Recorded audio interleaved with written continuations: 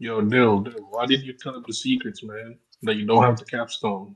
This nigga just wanted capstone. We are live. Oh, oh no. He said, "Oh no." Hello YouTube. It's your boy vexyz, the lurking legend. Oh wait, no. It's your boy StrawHatLucas, captain of the Eternal Dawn, and we are here today to play some One Piece D&D. I'm very excited today. It's been a little bit since the crew got together. Yeah, Vex, I knew you were going to say bruh in the chat. I just knew. Chat, let me know if there's any glitches or anything like that inside of the stream. I am running off of what I would call, like, you know, homeless people internet. No, I'm joking. That sounds really bad. But yes, I'm StrawHatLucas. Welcome to the stream. I'm going to go around the table, let everybody say hello. Let's start with JoshuaVykthor, the musician of the Eternal Dawn. How you doing today, brother? Hello, yeah. I'm vexyz, the lurking legend. Welcome to the stream. No, he's not even here for it. That's the best part. It's your All right, next up, muted up right now is the historian of this crew, the there's another word, scholar of it, Mr. SSJ Cody. You just pop in and say hi when you can, Cody. We know you're at work. We love you, brother. Next up, let's hear from Mr. Angel. Angel's Room. How you doing today, brother? What up, stream? It's your boy, Angel's Room, aka vexyz, the lurking legend. And I'm happy to be here. Let's go. Next up is the Abyss himself, the man of a million names, Mr. Ragnar Lord Vegeta. Hi, I am Vexus, the lurking legend. Vexus from Texas, who will also one day have a Lexus. Just so you know. Perfect. This is perfect. That's my introduction. You guys, you have no idea how happy this is me. Vex in the chat saying, "Oh, why though?" Next up is the cook of this crew, playing Suiryu, Mr. Drage. How you doing today, Drage? Oh, I can't even say my own fucking name. How dare you? How dare I? He said et to Ragnar. And last but certainly not least, the guy that gathers us here every single time, the man who controls our fate in this world that we're playing in, Mr. God himself. ToriMori. Yes, God himself, ToriMori. What's good, crew? What's good, chat? Good to see everybody hanging out on this Thursday afternoon for me, and I know a few others of you. It's great to be back here. I've been really hyped for this one. I think there'll be a little bit of something for everyone. Yeah, big shout out to Cody. Glad you could come hang out. Definitely pop in when you can, brother. Good to see you guys as always. Yeah, so welcome back to session 7, everybody. An episode called Barack apparently was the title. Quick recap for everything we've done to get us to this point. After the cusp of the big bounty hunter brawl that occurred on the shores of Panangea, Kiryu ended up running off into the jungle, followed by his brother, Sans Seed, and they stumbled upon a bit of a duel with some baboons in the woods. Now, thankfully, Leadbelly, along with Arthur and Seed, and some help from Tyokanis, Bob Jones, and Tyle, were able to help track the brothers down deep into the woods, leaving Mitch and Abyss behind on ship duty. Unfortunately, during this fight, the baboons were assisted not only by big harpies of the forest, but by the king board, the same one that Abyss and Tyle fought just the other day in game, quite a while ago now in real life. But meanwhile, Abyss himself, speaking of, was under the sea by the wharf of Ryomachi, kind of befriending marine life when he stumbled upon something with much sharper teeth and a greater predatory complex than I think he was expecting to find down there. While Mitch had heard about a wrestler on Panangea and had, I say this loosely, quote unquote, persuaded Mayor Belvedere to show him the way to this wrestler. And as they were making their way through the Panangea jungle through the evening, suddenly an ocelot had sprung out into the path in front of them, chased by 3 clowns wielding pistols and swords. And that was kind of where we left everybody off. Before we jump back into the present, I do have a cover story to kick things off. And before you kick them off, I'm going to go ahead and place a small warning to the people in general. Me, I know, and Arthur, due to the American lovelies, we may have to cut things short because we have to work. Yes. So. Yes. I'm still a maybe. I think you're guaranteed, Arthur, right? Yeah, I think he's guaranteed to go in. Yeah. Yeah, and I'm still waiting for my I boss to believe call he's me on the there maybe. now. Oh, by all Yeah, means. big shout out to you both. Yeah, thank you guys. Thank you, Arthur, for coming through to hang, and thank you, Drage, for the Hopefully time that I'll we have have my, you. Hopefully all time. Hopefully I'll have my earbuds by the time I get to work. They're working fine, but yeah. If anything sounds a little weird and I have to go pop off, it's not permanently. I'm coming back. I've already warned my boss to expect it. Let's go. Yeah, let's go. Right on. We appreciate it, brother. Thank you. Yeah, really. Thank you all for all the accommodations you guys make for the game. It's always a lot of fun. We definitely And I don't threaten the appreciate all of bosses your the time. fact that we're just going to do what we want. Because it's not the day we're supposed to work. So we're just doing it anyway. Bosses are gonna boss, but they're also going to come to terms with certain shit. I mean, as long as you're there and it's not on fire, you should be good. If it's on There fire, you go. just leave. But yes, back to our Alrighty. lovely, I think, yeah, memory for lane. our cover story today, we open on a dusty Brother. town on the edge of the sea. A young lady, hair streaked by blue and gold, walks through this dusty, flat town on this main dusty, flat road. A breeze stirred the dust all around her into willows and wisps as she followed her own misty, fluid line that stretched out in front of her to the port at the end of this Samba town. It dissipated as she turned to the lines of shops, stalls, restaurants, oddity and antiquity stores, and saloons to left and right. Behind them were the expansive Samba deserts to either side, and ahead of her, the South Blue. Suddenly, out of one of these saloons, a man burst out. He sent the doors swinging wide and landed on his back with a grunt, as another man slammed the doors open once again.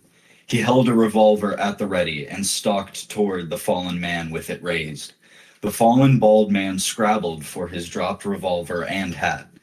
The young lady found herself rooted to the spot as the man on the ground stammered and pleaded before a gunshot rang out. The young girl gasped and took a step back. 3 more rang out in echo. The man holding the gun was shot, blasted once in the shoulder, twice in the head, and once again in the side. He fell to the ground, lifeless, as a third man walked from the saloon calmly, covered head to toe in black leather garb, save for his cream white hat on his head. He glowered from underneath a handlebar mustache and glared at the man in the sand. "Bill, you damn heel," he growled in half a croon. "You just can't stop getting us into trouble, can you?" The girl didn't pay attention to what Bill had to say next, too focused on the strange and unexpected change in her own misty path.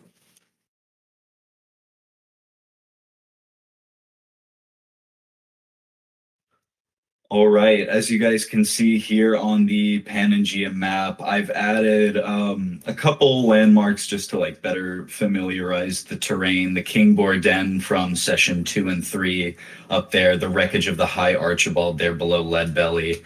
We've got Leadbelly and his team, as well as Arthur separated on his own at the moment. Mitch on his own with Mayor Belvedere in the jungle at a separate point as well. And then Abyss is at the ship icon at Ryomachi. Before we get too far into the present, though, we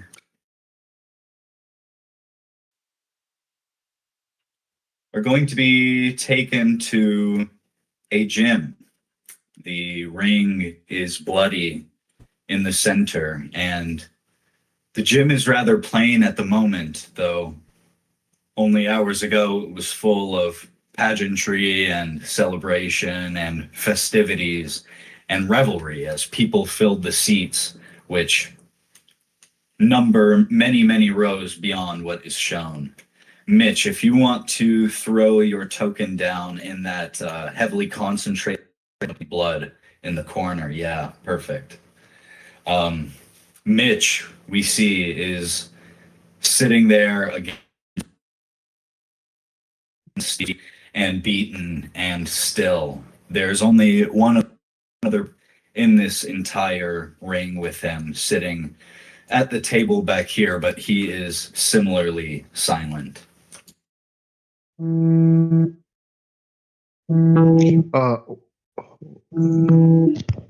said what?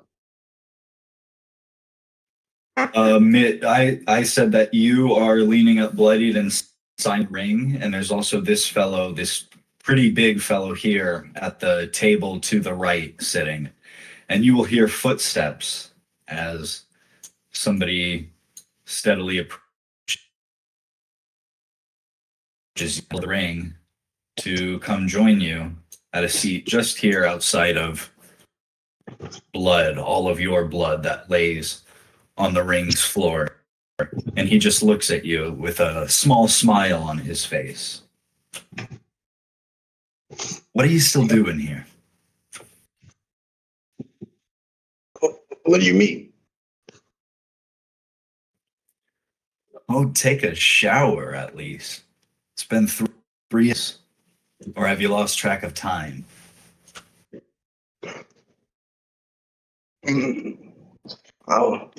I don't know, man. I don't know how to feel right now. I'll tell you how to feel.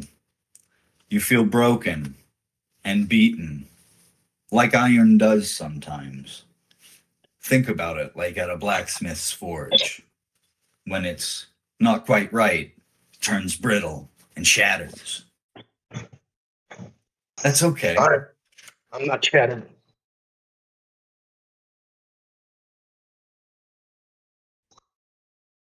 Yeah, Well. I'm not shattered. That's what he said. Well, you call this, and he gestures at all of this blood that you're surrounded by that's poured out of mostly your face. And as he does, you see that his knuckles are also pretty bloody and beaten. And he just gestures all around you and he says, "This whatever you will if it's not shattered, but you're not going to be wrestling for blood roots anymore." And he just smiles at you now, looks you right in the eye and smiles. What do you mean? We're Romulus. We're family. You can't kick me out. Romulus is up there, and he points to his left. And this is not pictured on the map, but past those seats there at the top, there's a big box kind of suspended near the ceiling with a window in it, and the lights are on inside. But from the way the lighting is here in the main ring and up in that stadium seating, when you look up there, Mitch, all you see are like 3 silhouettes, and the tallest of them, as you look up, turns away. And the guy in front of you says, "Romulus made his call." You're out. I'm in. But hey, you were still a success for Bloodroots. This made them a lot of money. This made us a lot of money. And he stands up straight now and spreads his arms wide. And he's like, thank you for this opportunity, Iron.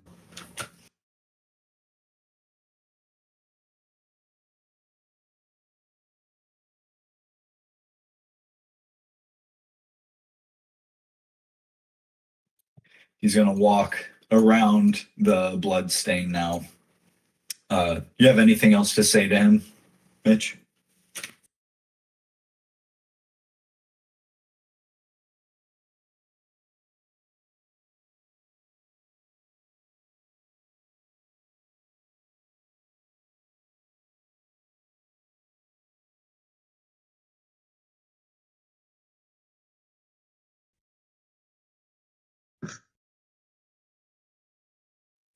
I saw you step up. I was gonna say, He's stuck.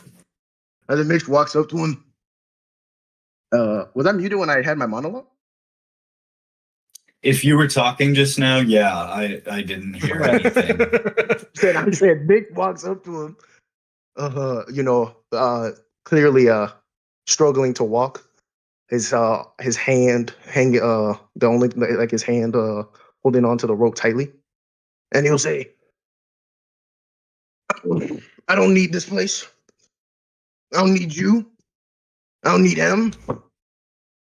And he will attempt to punch the man in front of him.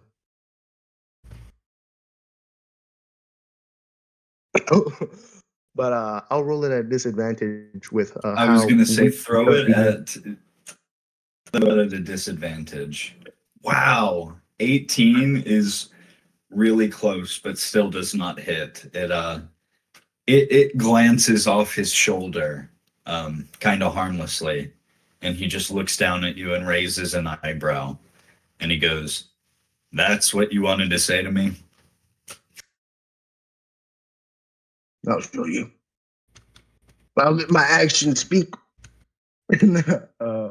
I guess he'll fall down, but he'll crawl out of the ring.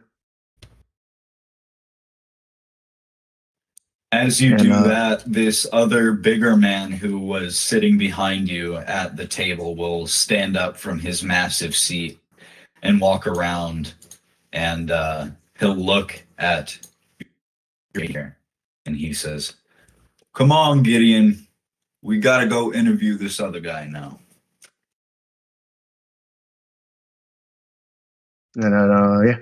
And he'll then look over at you and go, "Hey, Iron, go ahead and What use is the it? locker room one last time, and then get your things and get on out of here." Mitch will nod and keep moving, I guess, towards the locker room with a saddened expression. Disappointed. Will you also roll me an active perception? Yes. I don't think his perception is that well. A 13, I don't think he would have. Oh, that disadvantage. one? Yeah, that one is not at disadvantage, so I'm going to take that 13. As you're heading away, you look over at these two again, and Gideon doesn't look at you, but the bigger man, who, of course, you know as the Enforcer, he had an expression, but he does spare you one last glance over his shoulder as they head off in this opposite direction.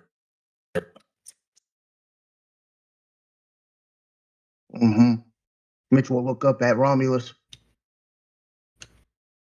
before he leaves. Okay. Yeah, you would immediately notice there were 3 silhouettes in the stadium seat before. Now there's only one. It's that really big silhouette who turned away from you initially. All right. And he'll leave. Yeah, that is it. as Mitch heads out, bloodied, beaten, but very much still iron. That will bring us back to the present, as we're actually going to rejoin up with Mitch here on this little stretch of the main jungle path that weaves and meanders against the heavily encroaching jungle. Mitch, if you want to throw your token down here, over by Mayor Belvedere, somewhere on the left, you'll see ahead of you those 3 clowns I mentioned from last time that burst out chasing this slightly wounded ocelot.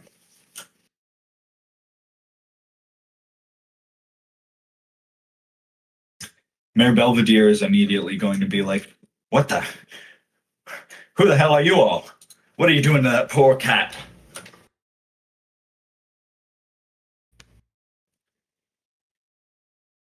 One of them is going to reply, "This cat just swiped our buddy unconscious. I thought it took his head off.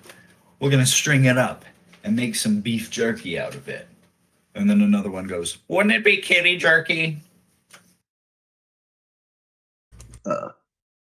These people are stupid. Belvedere, let us continue with our journey.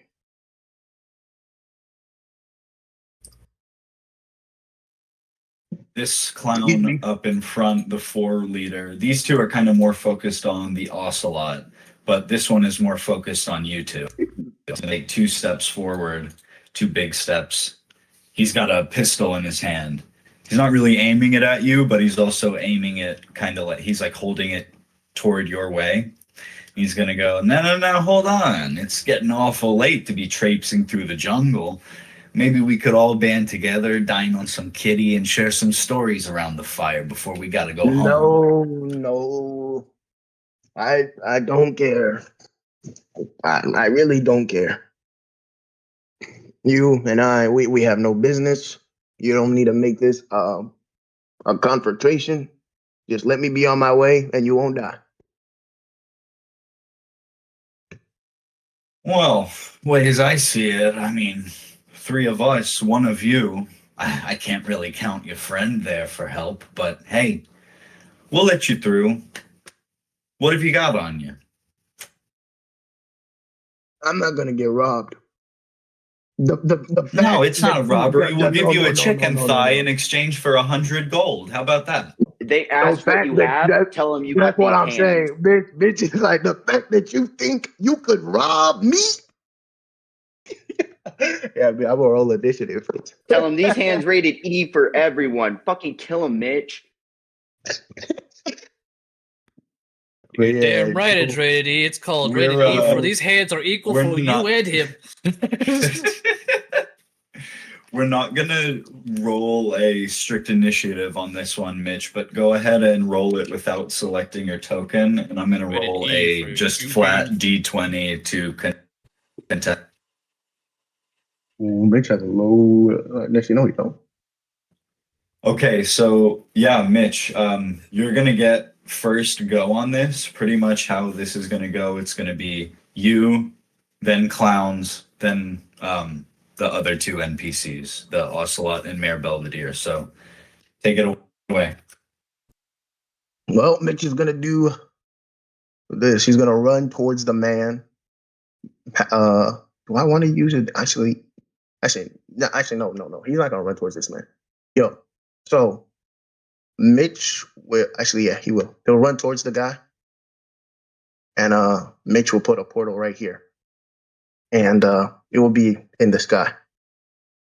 the portal will be up top, like I'll say, like 100 feet in the air. Actually, no, that's not high. Oh my gosh! Okay. And Mitch is going to push him into the portal, have him fall to his death. Wow. How high? So are you locking in on the 100? How many did you say? I'm gonna go with 200 just to be safe. Wow. Okay. Roll. Ooh, and as a bonus action, he'll enter rage. So I'm angry.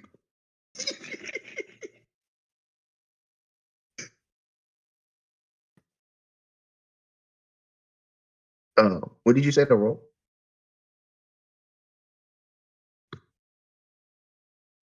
Roll me just a straight. Roll me a strength, and I'm gonna just base it off of the clown's own stat. All right. I have advantage since I'm in range. 15. Yeah, I mean, he gives out a little like, "Wah!" but it like immediately recedes as he's like 200 feet in the air, plummeting. It's gonna take him a bit to land, but I'll go ahead and delete him And then from there. The other two clowns at that immediately go, "Whoa! What the?" And this one over here has a gun. He immediately takes aim at you, and the other one with the sword like just holds it in both hands, but he's extremely nervous. Is there look at anything him. else you can do? Mitch will say, "Do you guys want to be like that guy? If not, you can just leave." That is all Mitch will do for his turn. Be gone, stop. Actually, no, never mind. You all have to die. I forgot. You let this man lead you. Oh my god. Well, in that case, that'll bring us to the clowns. The one with the pistol is gonna go, "You son of a bitch! Bring him back down!" But he's gonna fire his pistol at you. That misses. 12, I don't think hits. Yeah, he just flat misses. He's screaming and crying. This clown over here is going to walk forward, but that's all he's going to do. He's shakily holding that sword. At that point, with the focus off of it, the ocelot just darts. No, Giddy, come back! Blame The it all ocelot on fully me. darts, unfortunately, and Mayor Belvedere is going to stay planted to where he is. So back to you, Mitch. So what is Mitch's movement speed again? 30, okay. So he has no increases to his speed, yeah? So he can not reach that guy. He can reach this guy. All right, so I guess with his free action, Mitch will remove the portal that was right here, I guess. He will take a step forward. Well, actually, he'll take a step back. Multiple. Nah, let's go forward. And with his action, I'll have a portal appear right here under this guy.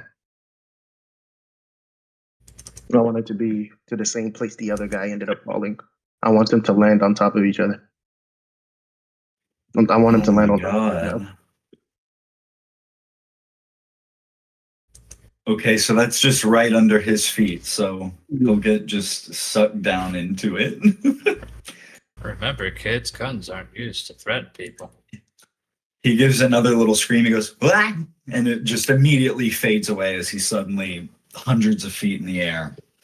The guy with the sword just screams, and he drops his blade at that one. He's like, "Whoa!" Do you Is have that all for any other no. turn economy? Actually, yeah. Mitch will. I guess I could walk up to him. I'll walk up to him. He's gonna plead with you. He actually he kind of like whimpers and crouches, and he holds his hands up, and he's like, "Please, please, please, please, please! I don't want to fall. I don't want to fall. I don't want to fall. I'll just head back to my camp. We're leaving this island on the morrow, and I'll be gone. I'm sorry. Sorry. What type of sword does he have? It was just a regular short sword, nothing too special." Yeah, Mitch will pick that up. And we're like, this is mine now.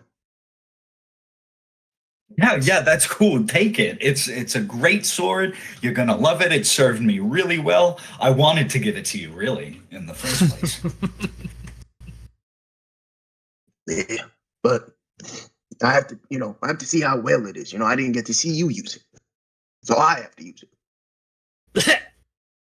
At that point, the first guy you dropped through the portal plummets down, and he screams. He's like, ah! And then he slams into the ground, just dead, pulverized. I'm not sure if any of you have ever heard the crunching sound of that. Yeah, it's not good. Anyway, is it Mitch's turn? Well, the clown is gonna scream as the man goes, please just let me head. You're never gonna see me again. Please, please, just give me a chance. No.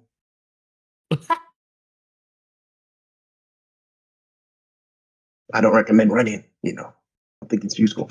Yeah, he's too scared to run without your move. He's frozen to the spot, so the other guy is still falling. You guys can kind of hear his screams as he's getting close. What is Mitch gonna do? Mitch will will pick up the guy's short sword, level it up, and he will cut at him, slash at him. Hopefully he hits. If he doesn't, it'd be quite embarrassing. I don't think that hits. It meets, it beats. Roll for damage. 9. You slay him. You kill him in one blow with this really kind of crappy sword. It's kind of notched. It's not the most well taken care of, but he gives out a last scream as you just slice him down. Brutal. After you do, and he falls over dead. He's just The sleeping. second clown lands, and All right. Mitch will you walk just up to killed those 3 bodies. clowns. He'll walk up to Mayor their bodies. Belvedere and Oh yeah, sorry. Go ahead. He'll walk up to those bodies and take their pistols. What type of pistols do they have? Just very normal flintlocks. They had one each. Bet. I remember that. Mayor No, Belvedere takes a few steps forward. He's like, "What have you done?" I think I've committed murder. What does it look like to you? Yeah, it looks like murder. Yep. Yeah. So, shall we continue with our journey? Mayor Belvedere looks back down at the corpses, and then he raises an eyebrow, and he's like, "You know what? Yeah. Let's just head on." Yeah. And Mitch will give him a pistol. This for you. Really? No way. Yeah. Listen, in town, there's this guy. What was the guy's name that Mitch was talking to, telling him to become mayor? Ah, man. Carver. That was Carver. Yeah, there's this guy. His name is Carver, and he plans. Oh yes, a good lad. He plans to usurp you. Yep. Usurp me? What are you talking about? He said that you will no longer be mayor and that he will be mayor. Well, And that the it's going election. to happen. No. He said it's going to happen sooner than that. Wait. He has been wearing that sword recently. That's been a little strange. You gotta be ready. Roll me a persuasion, Mitch.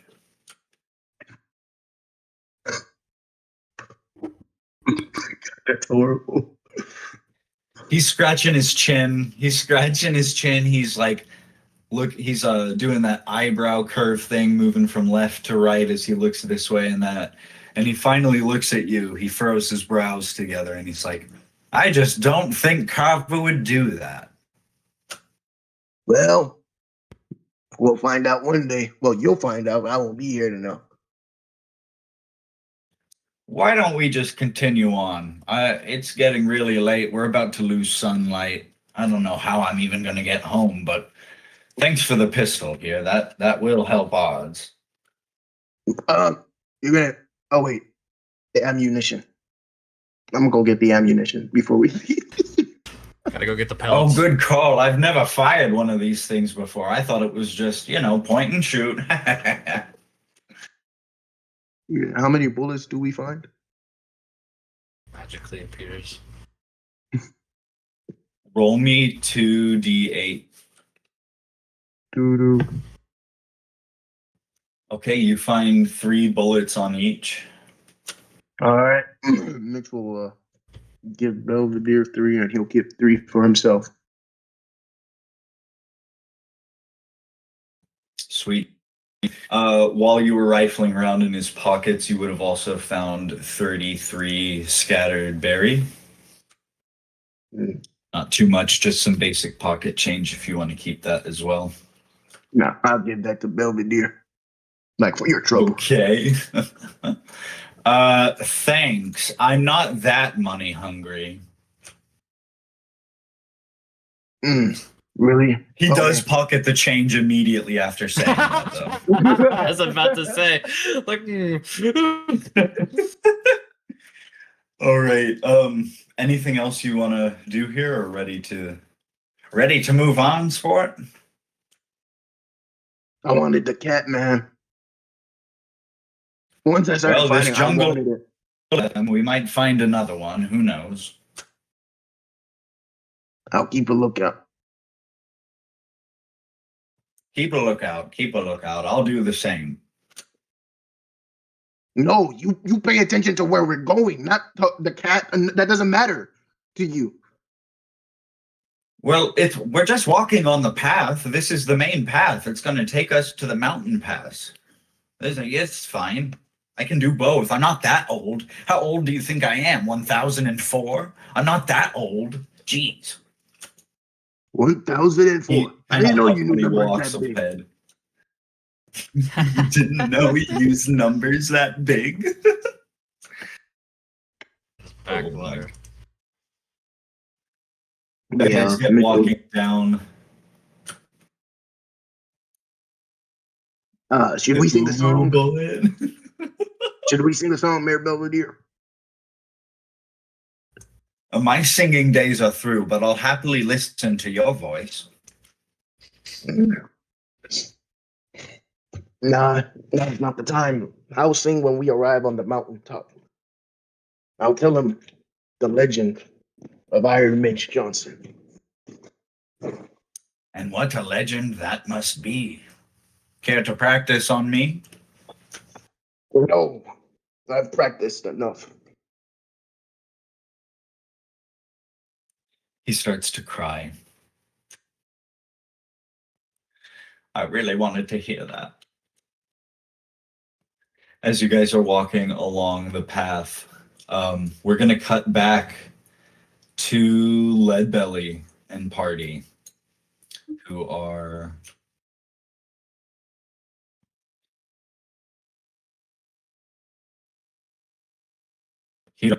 young herd with some of the wildlife here. We are going to back in on the turn order, which should still be active. Kyle's turn, and I roll.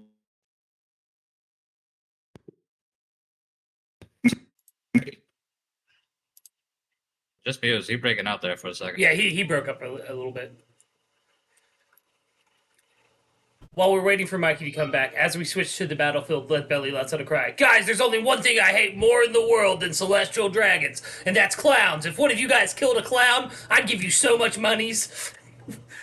Oh my Also, god. also would out you of say character has some good news. I'm not called into work, so I still Let's get to keep go! my good mic. Let's go. Let's go. Let's go. Big wins, big wins. Big wins. Big wins. Sometimes you get a lucky break in life. This is my life. So as we return, Tile is braced in the arm of this tree, one of the low-hanging branches, with his elephant gun aimed at the king boar. But he shouts out instead, "Listen, you beast! I've hunted you many a moon now, and you've given me lick after lick. But more than that, worse than that, you took that girl's family. You ripped them to shreds. I don't care who they were. It's a tragedy. But maybe you too have lost like that. So turn away and be gone with my blessings and the well-wished intentions of a shadowy friend who longed to spare you. Live and leave. Now." Why is he talking to He already me? rolled last time a combined check, which amounted to a 16 in total. Abyss, I know you are not here on this battlefield, but if I could please actually get a 1d4 from you here. The King Boar does, you guys all seem to notice it, look at Tile and listen, and it huffs and kind of shuffles its feet around. Tyoconis is still, oh my god. Nat 4, let's go. Tyoconis, if you guys will remember, was straddled onto the boar's back. He had kind of gotten scooped up and found a place there. And he's like holding on a little bit. Ragnar, incredible roll. That's the only thing that would have worked here. All of a sudden, the King Boar lets out a terrifying roar and rears up on its hind legs.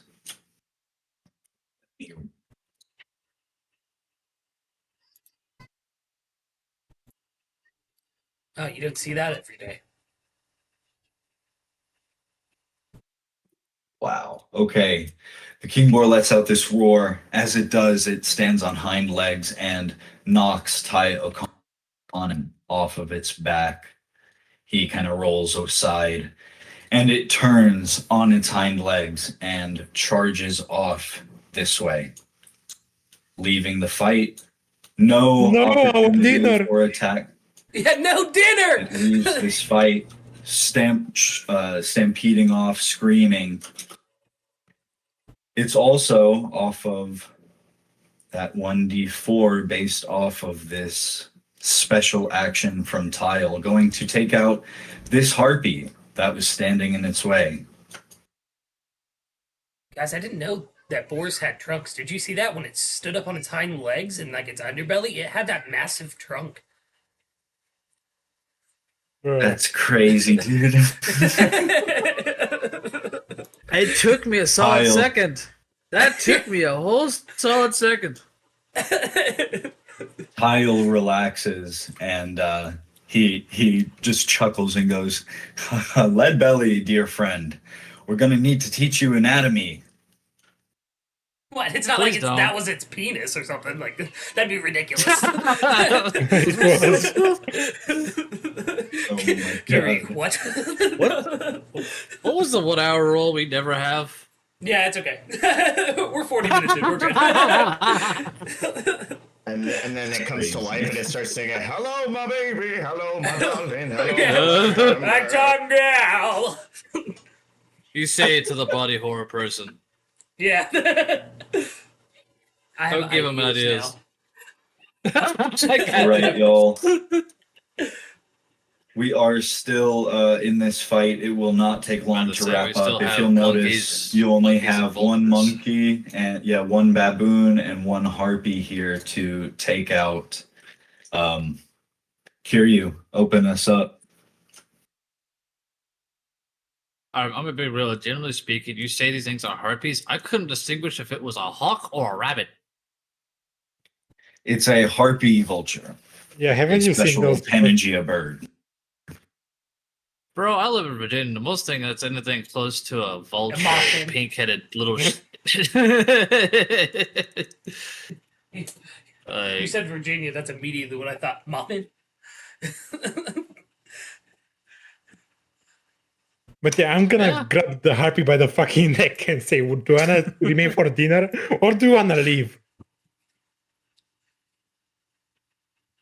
grab that neck. snap it. It's like 10 feet. They flutter about 10 feet off the ground. So Jump. yeah, roll me like an Guy's about to do an acrobatics. NBA jump to grab that neck. Come here.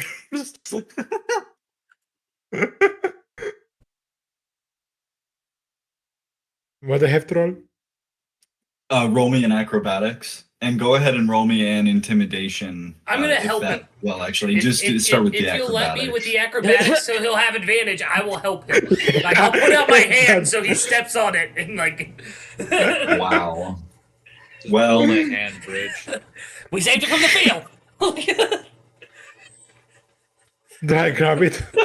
and you are able to wrap your hand around the harpy's throat and say your line. Go ahead and roll me an intimidation. Let's go. 30. Okay. Do you let the harpy is like struggling against your grip and cawing and flapping and squawking? What are you gonna do? Are you gonna let go of it? I mean, depends on what's gonna do next. I'll bite you because you're still holding on. I mean, oh my it's gosh, it swinging might be a and wild animal, brother. scrabbling against you. Yeah, I'm gonna slam it on the ground. Yeah, there you go. Wow. It has utter fear in its eyes. What? I guess roll me. Be gone, Ethan. What do I roll? Roll me your basic. Roll me your basic strength for that. 19.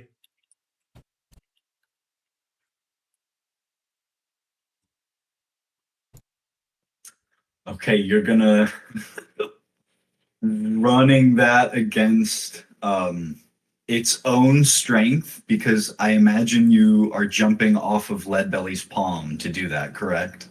Yes. Yeah. With some added gravity helping you, we're just gonna run that against its strength for an easy little 7 damage as it squawks out. And it is able to flutter away from your grasp after this impact. And injured and hurt, it does just fly off alone. Flies off alone into the jungle by itself. Good. One baboon Every game in left. here. I want to point out, by the way, like, ironically enough, the 2 that came at the end of the round, one got flattened by the boar, and he left by himself. we didn't even kill the buddy he came with. That was the boar. I respect their resolve. Dude. No. If you know, you know. But yeah, Suiryu, we are up with Seed. Well, is What are you monkey still gonna have thinking him it wants do? to do monkey business? Yeah, there is that still baboon, one baboon up. He's definitely balking at the numbers against him, but he's surrounded. He's not looking to retreat. That might just be a motherfucker who's just that disrespectful. But can I just kick that monkey in the square in the jaw and just point him just to get the fuck out of Dodge like the idiot wild animal it is? Get the fuck out! I don't care. Yeah, Leave. run me like an unarmed strike and an intimidation paired with I don't that. even have an arm. Oh god.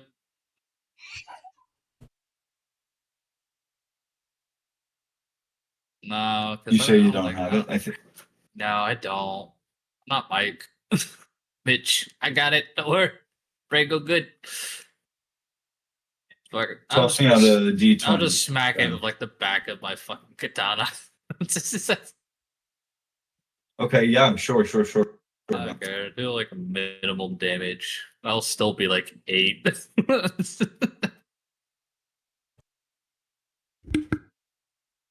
I don't get advantage. Smack. That's like your first miss. That's so weird.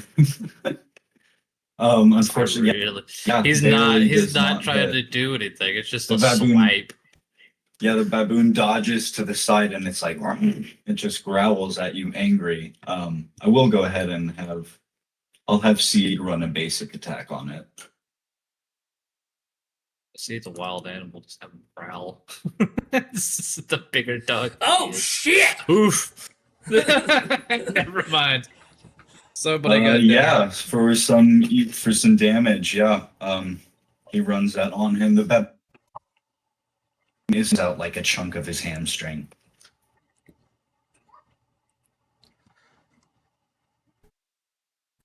Taking a message. Shout out SSJ Cody in the chat. You are right. Group 2 does solo. Yeah, they do. Hey, You know it. solos. Yeah, a bunch of frauds. That's propaganda. That's propaganda. I've heard Mikey's been Two mutilated. solos. That is true. Like D stream has 3 M's on Thursday now. New rule. The baboon is going to, after that Mikey- last attack, Mikey's it's just meant going massacre. to limp away. It has had enough after that last attack, and it's going to limp away. Suiryu, if you want to take opportunity attack, feel free. It's not trying to tango anymore after losing some thigh. Just want to kick it in the butt. Just to move it along. Yeah, you scoot it along, and it gives a little like growl as it's continued along. It's not I even feel like able to it climb the growls at tree. It growls at Suiryu. She growls back over my shoulder. You know what? Fair. Proceeds to leave. Oh my goodness! All right, very nice, gang. With the baboon's retreat, that Suiryu is the crew member everyone. within our crew that has scary dog privileges. We're finally out of combat. Alrighty, gang. Successful. Thank God. Welcome to the other side. I know there were doubts about that one, but y'all did really well. Shout out to Ragnar. Yeah. Yeah, Ragnar came in clutch. Leadbelly's immediately going to turn Gets to... up and screams. He screams? He just screams. He's like an adrenaline overload, and he just like Oh. Good thing we had Arthur here, guys. He won that for us. I had to because I saw it in the chat. Leadbelly's going to look at Kiryu and be like, so why did you leave? Like he's... That's just a quick 180. Oh, why the fuck did you leave? It's like when you come home late, just out of nowhere, just your parents. Before Yeah, Kiryu can answer, he then changes his tone again and is like, look, I'm not angry, but you agreed to be on my crew, and I'm gonna find your sister. I don't make empty promises. And to question that and to just leave like that, that makes me feel like you didn't trust that I meant what I said. Yeah, to be blunt, I don't want to play pirate. I We're just not want to playing. get along. Yeah, some things I just have to do on my own. I don't think this is one of them. How do you plan on crossing the sea with your devil fruit? Like how I've been doing this all along. In the back of my head, Drowning? Scooter I lives saw that rent-free. shipwreck. And then you saw that marine, the better at sea. I came friend on my own on the sea. Look, Kiryu. Forgive him. He's stubborn. No, I can tell, but that's what I like about him. I told It's a you I'm gonna bloodline. find your sister. You showed me something. God. You have a Vykthor card. Yeah, I was following it. Then why don't we all follow it? That can be our first goal as a crew. Trust Listen. in me, and I will get you to your sister. And where is the rest of the crew right now? I believe they're on the ship. Except for Arthur. He might Yeah, have when gotten you lost say in the that- woods. When you say that, Tile walks up, limping. He's a little worse for wear, but he's like, yeah, where's our buddy? He seems to have gotten lost in the formation. I wouldn't worry. He's an actual cowboy. Suiryu just hands him a fucking like a little Go ahead. par. Oh, Eat. Eat. Oh, hell yeah. As we left off with Arthur last time, he was running with the formation as things got much darker in the jungle. And at a certain point, he started to realize, I'm not sure who I'm running with. And as he stopped, the person behind him had bowled into him, knocking them both over. Two in front had walked over, and they were all strangers. That's kind of where we'll pick up of where you're at, Arthur. You look around at these guys. They look like... Oh, fuck. You hit me. You stupid son of a bitch. I draw my gun on him. Are you gonna pull that trigger? I just want to ask him, who the fuck are you, you stupid son of a bitch? Okay, they all are wearing like kind of sand and stone colored garb. So they all have weapons, like a gun or a pistol, nothing too crazy though. And they all have a smile on their face. The one that ran into you and fell over with you stands up, brushes himself off, and he goes, "Hey, we just know that you run around with that wrestler type. We're envoys, and we're just coming to tell you he should visit us in the mountains. Come visit. Come have a laugh. Come meet Pikmin."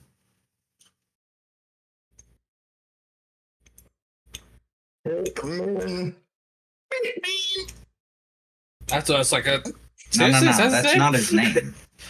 No, that's not his name, another one says. He goes by the Deep Moat. Because...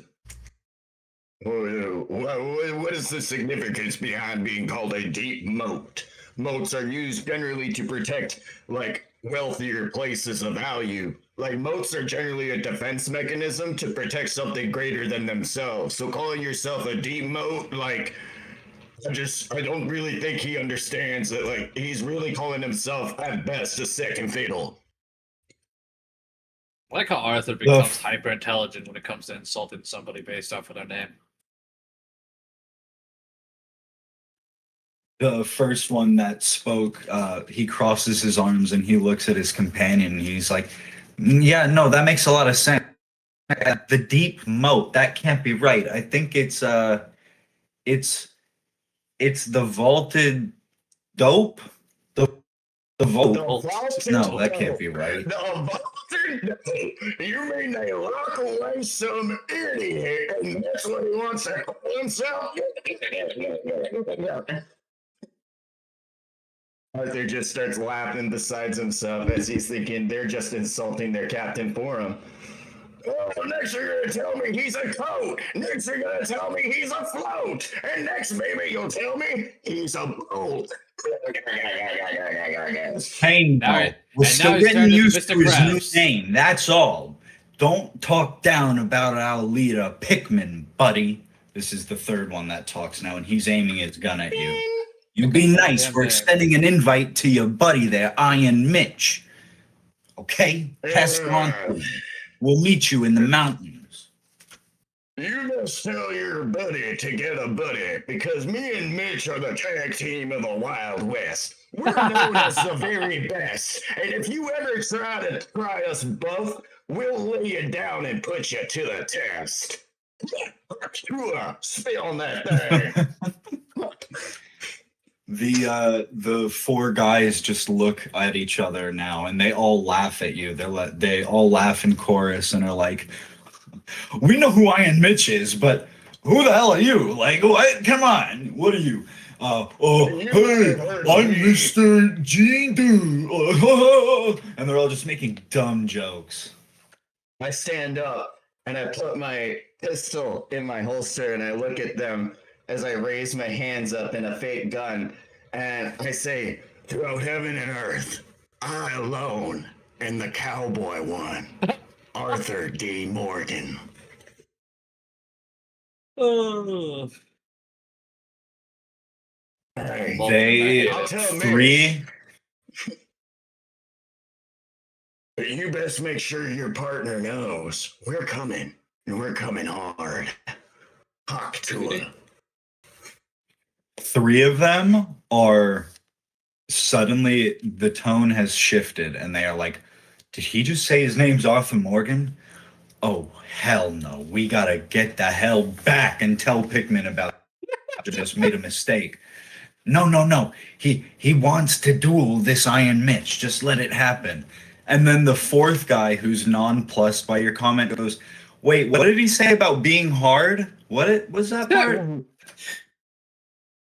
I said, we're coming, and we're coming hard.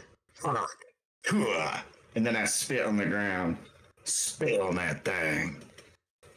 All right. Eye-fitting thing. Yeah, that was the craziest part. And like the other three just don't seem to notice this. They are fearful of you at this point. So, I'm gonna go get Mitch. We're gonna come to the mountains. And, well, I mean, in layman terms, we're gonna kick your ass. Oh my god, the deep moat as I start walking away. Deep moat. How the fuck do I get back in? Mitch! Where's you? I start screaming. That's actually interesting. Mitch, I'll need a perception from you active, please. Oh my god, Mitch's perception is horrible. Oh my god. Oh my no. goodness. Yo, what about the old man? What about Bear Belvedere? Yeah, get the old Belvedere. He's with him. Get the old man on it. Mitch can't hear for shit. Yo, Oh my god. Yeah, let the old man hear. please. No. I'm so sorry. Unfortunately, y'all would not in any way be We're able to way hear too that. far away. Okay, since I have observant, I'm quick to notice details of the environment. I want to look around to see if I can see any previous tracks of Mitch and Belvedere's escapades. See if I can find a track. Pick a track up. Interesting. Oh, hang on. I have a suggestion, by the way. This is just me in general. Did he see, like, I don't know, 2 people fall from 200 feet up in the air? Just, FYI. Because that's fair. That's fair. to be fair, That not was a many little people bit ago kinda- now. They've already come down and fallen. So maybe he did. I'm just not but sure he what would have the been running timeline. toward the mountains, so unlikely. Well, I had already bumped into those weird stone mask guys, so I was kind of preoccupied with the insulting. Yeah. Off of that observant, I will say you're not going to immediately get anything like a Mitch or Mayor Belvedere's, but just kind of like 30-ish, maybe more like 45 feet to your right, you notice like a clearing of sorts. And as you get closer to it, you would notice that it is like a jungle path cleared out and kind of well trod on. Well, you know what they say. Your cowpoke finds a trail. You gotta hit it. And I'll start walking down the trail. If you can pick a direction, or you can roll me a 1d20 to pick. I'm not picking nothing.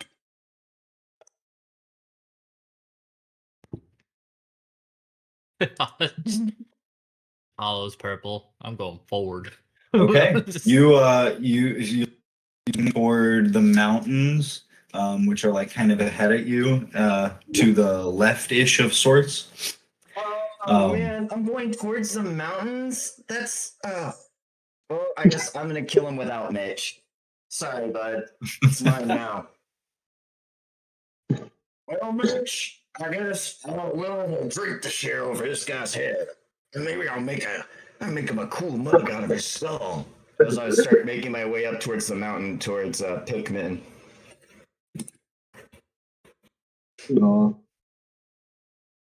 Because they said he was in the mountains, and if the path I take starts leading me up the mountains, that's how I justify it, is I'd be like, well, I don't want to bother Mitch with this, I'll just take care of it myself. I mean, deep moat. And then I start laughing to myself again about deep moat. Very nice. All right, Team Leadbelly, back to you guys. Any other interactions or any other any decisions to make on what to do next?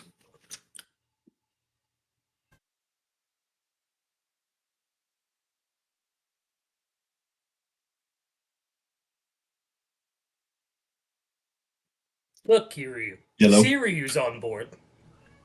He's coming with me. Just come with me, man. We'll get your sister. We have a ship. It's less work for you. Trust in me, and I will prove to you I'm a man worth following.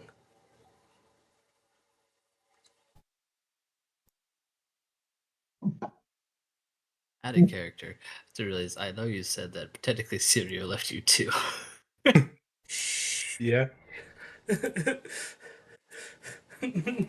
Technically. Technically.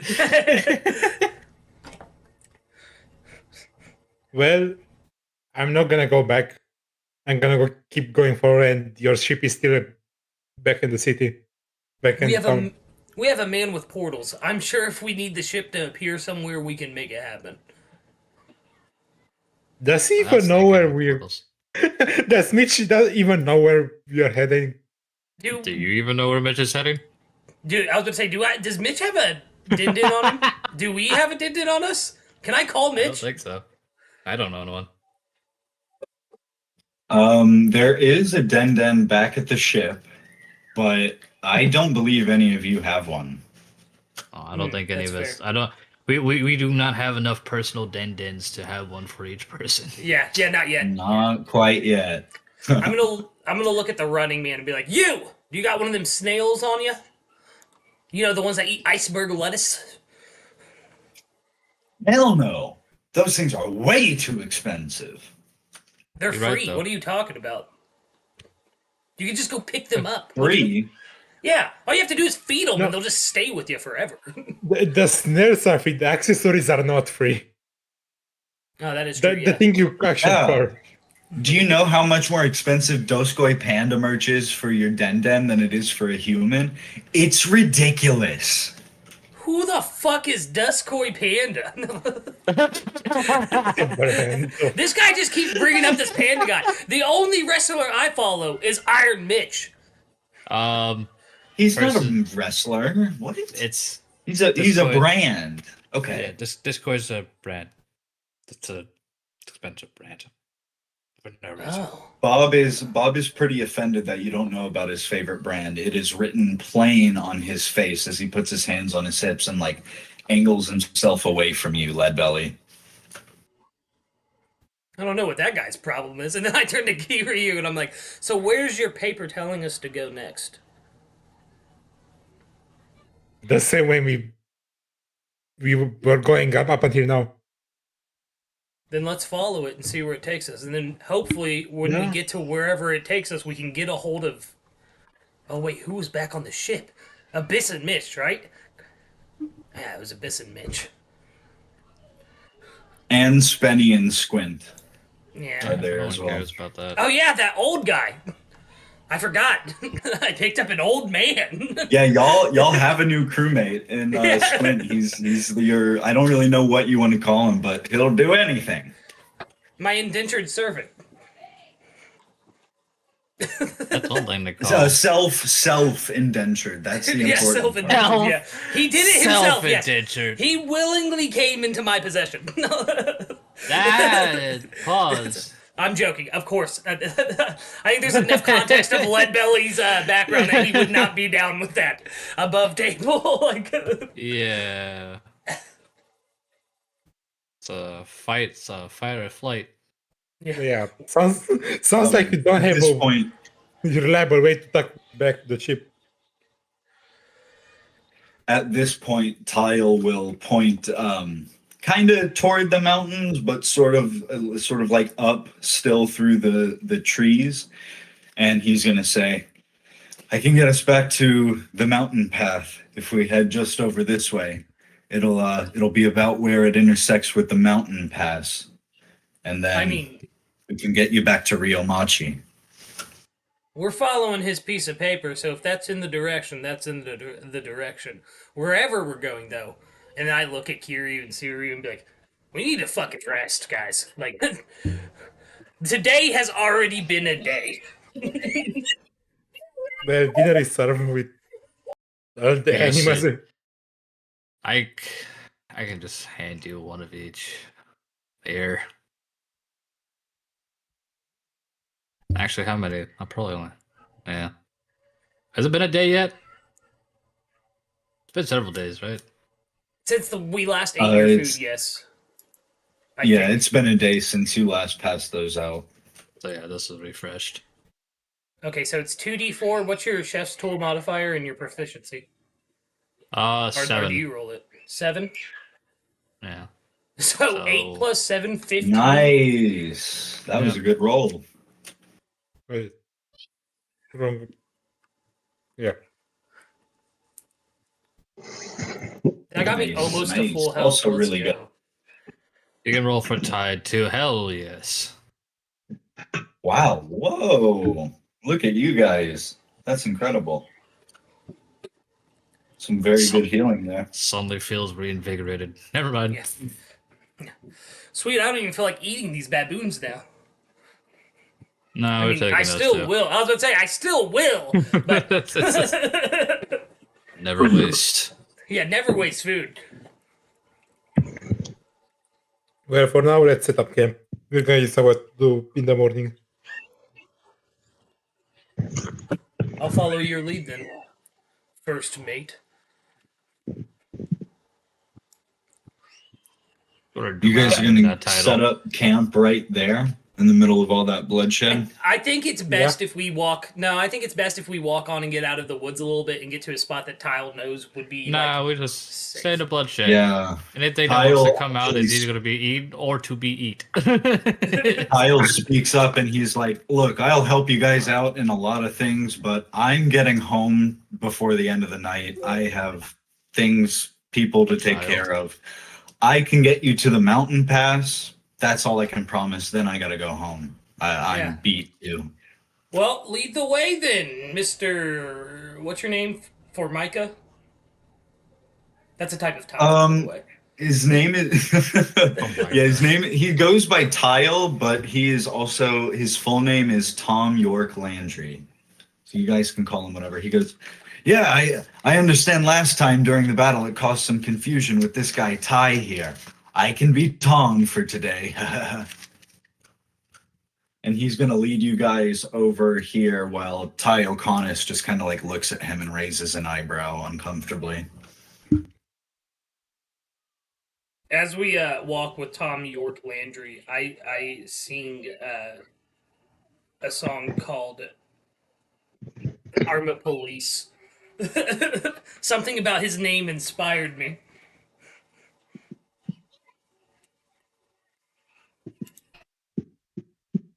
Nice. That'll bring us back to Arthur as he first reaches the mountain pass. It's a place where the jungle path meets this sandy mountainous terrain that pretty immediately stretches up, and there's like a very thin border of plain clearing between the jungle and the mountain where some grass grows. And I know your passive is incredible, Arthur, so I'll say you will hear voices behind you on the path as you come there where the mountain pass starts sloping upward.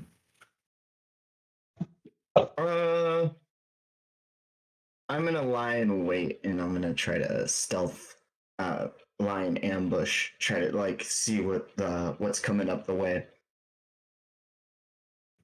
Okay, Is interesting. there a way to hide or anything? Yeah, there are some opportunities. You know, it's pretty kind of barren here besides like the tree line thereabouts. You could definitely find some easy cover there at the trees. If you're trying to do it more on the mountainside, I rolled with advantage. I meant to do a normal one. It's a 23 for a stealth. all good. On a 23, yeah, you could pick either side. If you want to find like a big tree, there's this big solid one you could stand behind. Something close off to near the the side. path so that I'm within earshot so I can still hear their voices and try to assess the situation. But, you know. Yeah, this is about 10 feet off the path. It's this big, broad oak, and it just spans around. Yeah, I'm gonna get behind that tree then and lie in wait near the path and see what's coming out. Go ahead. A few minutes pass as you're lying there and wait. Maybe your hand resting on your gun. Just completely silent. Great roll. So you are just one with nature right now, and you hear the boom and kind of lighter cackle of an old man's their true laughter as you look at the path around the corner of the tree, and you would immediately notice your crewmate Mitch walking down the path with Mayor Belvedere. Oh my gosh, I'm gonna run up the path. Mitch, holy fucking shit! I was gonna go kill these demons without you. Let's Oh go. my god! Go to hug It him. is It's Morgan! like Zoro and Luffy meeting. I run up to him doing a Luffy flying hug. I'm like, Mitch! No. Oh my god! Weird people behind us and called himself a moat. I made fun of him. You would have been so proud of me. And then I said, they were like, our leader wants to fight your Mitch. And I said, well, guess what, bitch? We're gonna fucking tag team of the West. We're gonna kick your ass. And so they're up this mountain. And when you're coming up here, I don't know why you're. What are you doing up here, Mitch? Hoorah! Melbourne. Was it Melbourne? No, it was this guy Carver.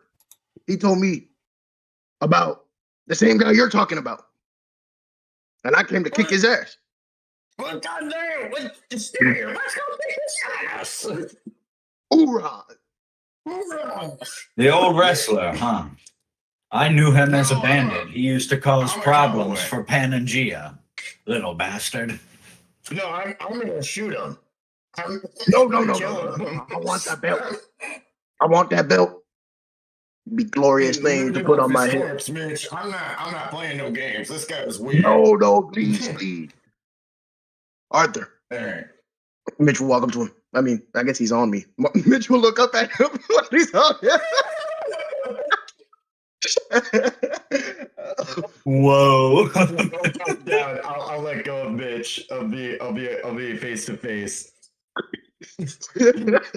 I need this win. You get the win, but then you know, all hands off the table. These are some creepy dudes. They've already probably done some creepy shit. I'm just not gonna deal with it. You know, I'm not leaving the island to just get fucking ransacked by some other bitches after we leave. I'm just killing them. I'm just killing them. You see their masks? They probably That's fine. or some shit. That's fine. I'll kill them with you. They say no more. Let's go. I'll let you beat the shit out of this man. Let's go. Yeah. And then he'll be like, also, I don't know if you remember him. This is Mayor Belvedere. He's actually a cool guy. Yeah, he was pretty cool. He let us keep the bounty. And then, what are you doing up here? I did not let you keep that bounty. You stole away with it in the night. Mitch will look like I thought we came to an agreement, Mayor Belvedere. What is going on? No. Mayor Belvedere explodes at Arthur, but then he looks at Mitch and he does like a little like hang loose symbol and he goes, me and him squared it away though, and he holds out his fist to you, Mitch. Yeah, Mitch will fist bump you. Hey, nice. Well, I'll be a horse on a sandy day. Mayor Belvedere turns his hip to you, Arthur, and he pats the new gun on his hip and he goes, Mitch keeps me strapped up.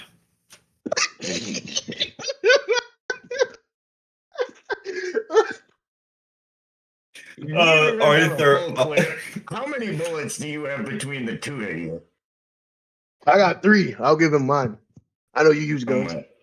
Oh, you already gave him 3. And there was also one already in the pistol. Well, actually, there was one in one of the chambers. You can decide who got which bullet, which extra bullet. I gave him 3 bullets. I kept 3 for myself, and I was gonna give this 3 that I have to Arthur. And I'll give him the flintlock. Oh, okay. Thank you. I have so many bullets now. Thanks to you and Drage. Drage made me some really cool bullets. These are so freaking good. I miss that guy. Who the hell is Drage? The Suiryu, the Kiryu, and the one to make a little hair, and he's got a little Arthur. dog. Suiryu. Speaking of, Off your passive, you are hearing more voices. I haven't heard things. I haven't heard about it. Hey, we got a company incoming. I'm hearing them. Which are they coming from up the mountain, or are they coming from behind us? Your passive is good enough to know it's not coming from either one of those directions. It seems to be coming, essentially, if you're standing with your back to the mountain pass, kind of to your right. Oh, fuck. Oh, man. I think it's coming from the mountain pass and to the right. I don't know. Does it sound beastly, or does it sound like people? Do you want It's me to definitely roll for that, voices. or- No, Voices? your 19 is good enough. It's definitely voices. So we got people coming up the way. You want to get into a? I don't know if I want to get into a fight right now. We're gonna go up and kill these some bitches. I agree. But You hear people. Okay. Do you guys want to like hide up like Arthur did, or are you just gonna be ready for a fight? How about we flip a coin? Hmm? all right, I'll roll a 1d2. On a 1, we hide. On a 2, we on 2 we fight. Because we're not No, running. That's not the right That shot. running ain't Oh an my option. gosh. Okay, we hide. All right. Okay. If you each want to roll their stealth, I'll do one for Belvedere. My stealth was ass. That's with a plus fucking. God damn. Oh, my back isn't made for crouching. Oh, god damn. Funnily enough, Mitch hides eloquently behind like a surprisingly Mitch-shaped boulder by the mountain pass. Let me check one thing. Yes, so like Mitch-shaped make the shape boulder. of it. What the fuck? Oh, Suiryu, we're gonna say you are the troop with Tile, and you both are going to be able to notice immediately Arthur and Mayor Belvedere, who, as Mayor Belvedere crouched to hide behind another bigger boulder farther away, you guys heard a pop in his back, and he held it, and he goes, "Oh no, oh no," and he is unable to hide, and you guys are gonna see them. As I hear the pop, I'm gonna scream out from hiding. I'm gonna go, "Did you really fire your gun trying to hide? Oh my god!"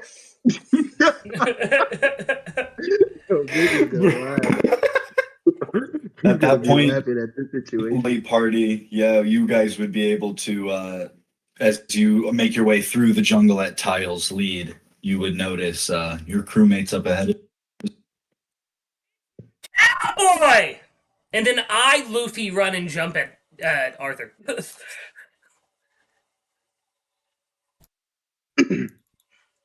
So, those just to what's up? just to remind you, Arthur, I weigh 345 pounds.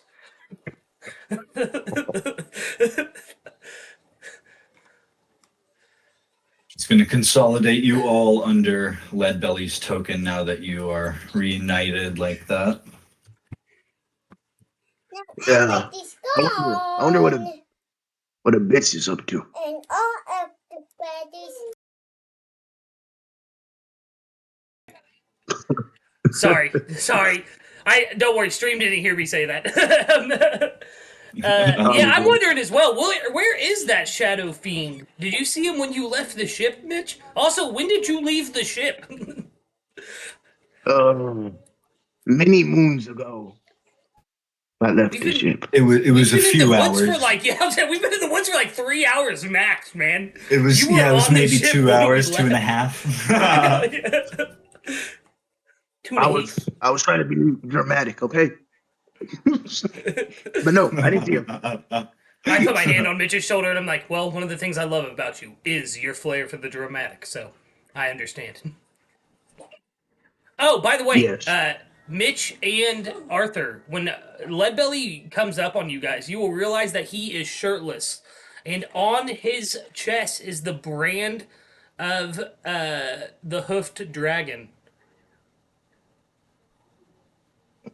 I Wow. don't know if your characters will know what that is. That's up to you and Mikey, but like my shirt did get ripped off during the fight.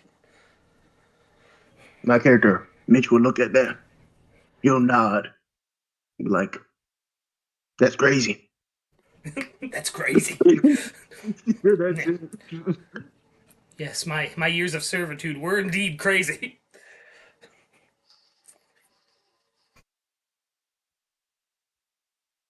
But yeah. So what are you up to? We're gonna follow. We're gonna try to find Kiryu's sister. What are you guys doing out here? Arthur, you got split up from us. I don't know how you got lost, but you did. About to do some wrestling. Yeah, in outer game, it was, I believe, due to like I think he had to head out early or something. But in game, I'm not sure how he I got cheated. lost, He got from y'all, lost. but all I know is that these weird cultists with weird stone masks found me, and they said that their leader Pikmin wanted to fight Mitch, and I said, well, why does he want to fight him? And they're like, that's not his name. His name's Deep Mo. And then I made fun of him a lot. And then they're like, no, his name's Vaulted Dope. And then I made fun of him more. And then they got really upset. I said, my name's Sir Morgan. I'm coming to kill their ass. Mitch asked me not to, so he can beat him in a fight. And I was like, okay, but I'm going to kill him anyway because, like, you know, when you're done beating them up, because I don't want to leave the town with cultists. Like, that's just asking for trouble. So, like, Yeah, I mean- we're gonna go up there, kick their ass, and kill them, and then make fun of the guy named Deep Mo for calling himself such a stupid name. Yeah, I agree. After Mitch gets the belt, we should definitely kill him because that is a dumb name. Deep Mo. Wait a minute. Tile now is scratching his chin. He takes his helmet off and scratches his chin.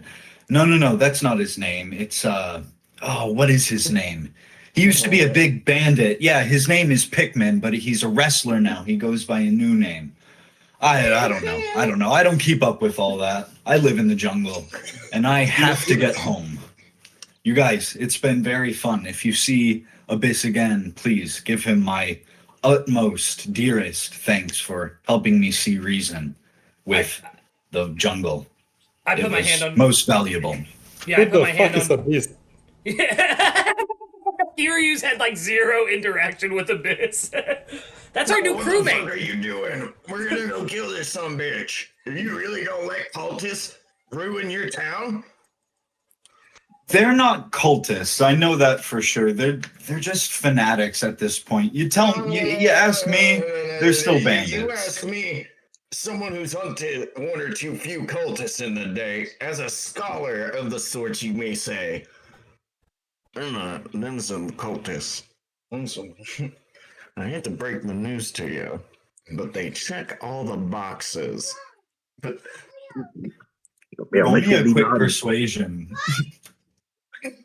sure. Yeah, countertop. Don't you want to stop the cultist? Can I have advantage with Leadbelly helping me? Sure. If Leadbelly's not open, Mitch is nodding behind him. Okay. He said, He furrows his brow. He goes, you're quite sure about this? Listen, if I wasn't, I wouldn't be trying to convince you so hard, and I wouldn't be so dead set on killing him. Not because of the name, but because of the, implications of being in the cult. Of course, the implication, of course. The behavior. And the domain. And Well, one thing is still for certain, they are quite dangerous. I remember when they were running rampant all over Pangaea before Navy Base 199 got here. They were a real threat. Pikmin got locked away for some time. I don't know why they ever let him out. He's a real rogue. Be careful if you're going to go tango with him. And he points up the mountain pass behind you guys, and he's like, but there's a little shed for hikers, essentially, a sleeping camp. Head there, get rested up for the night, and then tackle the mountains. It can be an arduous trek. Yo, Mitch will go to Mayor Belvedere. Like, Mayor, what is the point of me fighting this man if nobody even know who he is? They don't know his wrestler name, they just know his bandit name. This guy sounds Well, like I don't know, right? supposedly... Sorry, go ahead. Mitch, you're asking for a reason. I want you to know these cultists came up to me. They associated me with you, and they said, tell that little motherfucker our leader wants to fight him. So, he's calling you out. You don't need more reason than that other than to stand on business. Yeah, you're He sounds right. like a You're right. heel. I don't. I don't. Well, that's what I am. I'll kill. Oh my God. A battle of Yes. heels. You know what, Morgan? We're gonna go up there. Doesn't matter if I win or lose. I'm killing him. Both of us. We gotta kill him. Mayor Belvedere, Jeez. do you have a din-din on you? I do not. Mine is You're a back mayor. at home, probably. Yes, mine is back at home. I didn't want to brave the wilds with it. What if I died? Who is going to take care of it then? Hold on, We'd is get eaten Suiryu out with here. you guys? Is Suiryu with you guys? Yeah. Yeah, Suiryu should be with you all. The only one back at Ryomachi is Abyss. I think I know where Leadbelly is going with this. What if we ask the dog to get our dog Abyss? You know what I'm saying? You know, get our homie, get our brother. What's up? Like, can you ask your dog to like go tell him, hey, we're gonna go kill this motherfucker on the mountain. Come meet us. Mitch is gonna shake his head, and he will open a portal to the ship. Wait, what?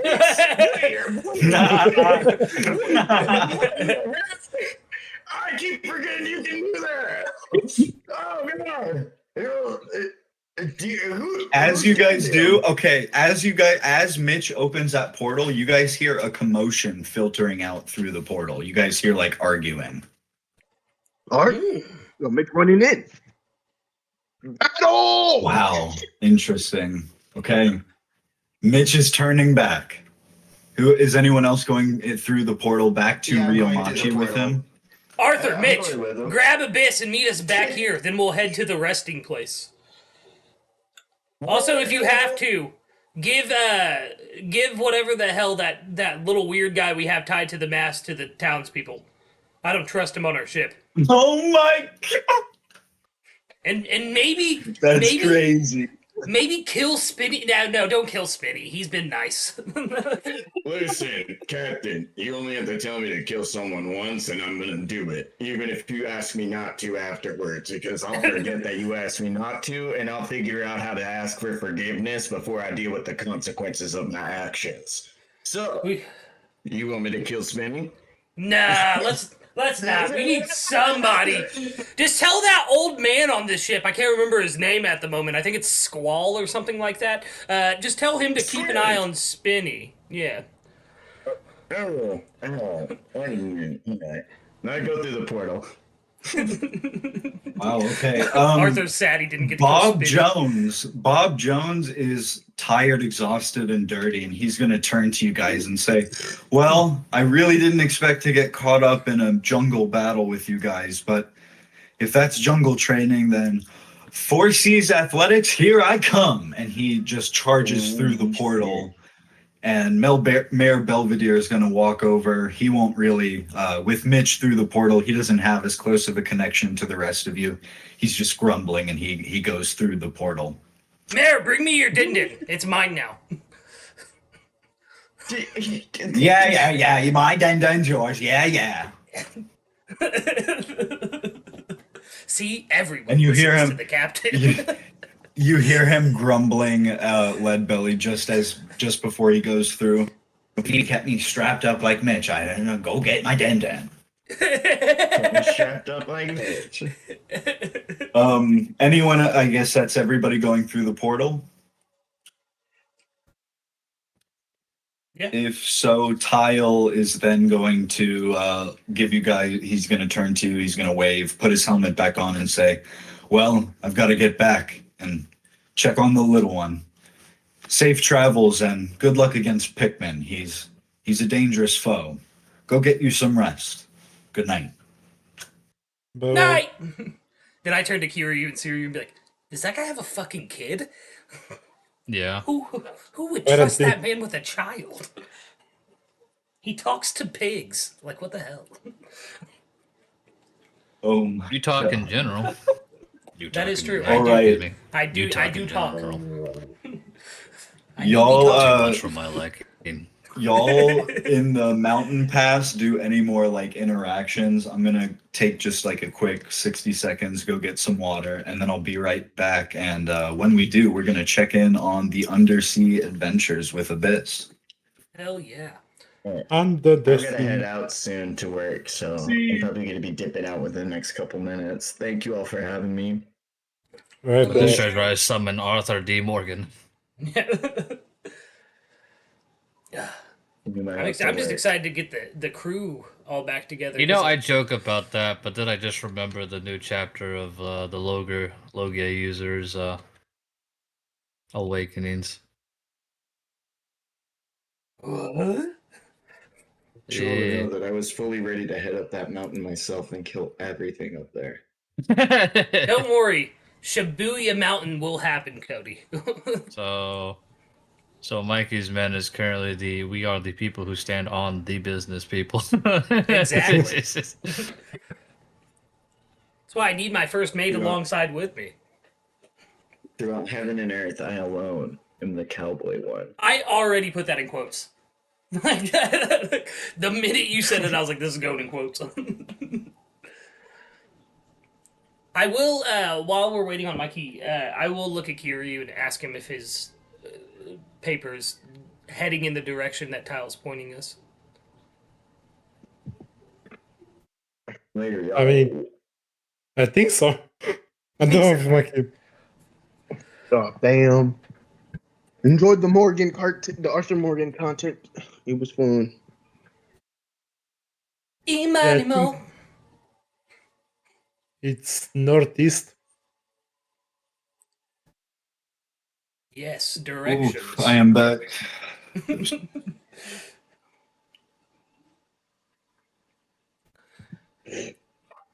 Our boy Arthur has left. Before we tackle the argument going on, that was heard filtering through the portal, we're going to come back here to the undersea adventures of Abyss. Ragnar, if you want to toss your token down somewhere like there on that rock where I'm pinging, go for it. Where we left off last time, Ragnar was making new undersea critter friends with some of the like more minor marine life. Did you tend Yeah, to the change the map? last thing. Say what, Josh? I'm saying, did you tend to change the map because it's the same as the island map? Oh, my bad. This new mark is a little weird. There we go. Should be there now. My bad. That rock that I'm just pinging, Ragnar. If you want to toss Abyss down on that one, you're here underneath the Ryomachi Wharf. Essentially, you can see like the edge of the dock there, the shadow of the ship, the posts in the ground, as well as some like other stuff that's sunk to the shore. Where it left off, unfortunately, 4 of your fish buddies were eaten by this very fierce-looking panda shark that has swam up to you. It doesn't look quite like other panda sharks. This one looks a lot meaner. Its teeth hang over the edges of its mouth, and it just kind of stares at you at this point. The best way that you could describe it is slightly curious, but its pale eyes are really intense and intimidating. You still have some fish with you. They're not. Oh, it's that one right there. Yeah, perfect.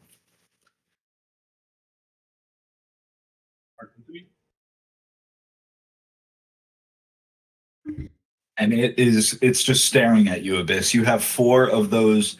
They're not quite minnow sized. They're like bigger than minnows, but they're still not like something you'd catch and be able to make a meal off of. This is going to look at this creature enraged. How dare he? Ragnar, we can barely hear you. I was about to say, you're quiet as heavens, my good dude.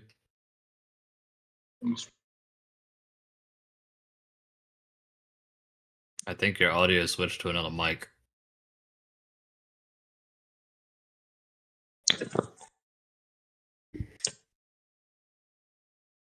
All right. How do I sound now? There we A go. lot better. Yeah, I have to switch my earpieces. All right. I'm going to feel them. So I'm going to look at the creature and be like, how dare he? How dare you do this to my friends? And I'm pretty sure. Is this creature casting a shadow? It does cast a shadow. You guys are in pretty shallow waters, and there is, so I should have mentioned this at the very start when we opened scene. We're a little bit back in time, so Mitch Arthur on the ship above deck yet. So there's still some sunlight at this point at where you're at, Abyss. This is like the late evening. You're in the shallows. The shark does have a shadow. I'm going to use my ability to transport directly below him.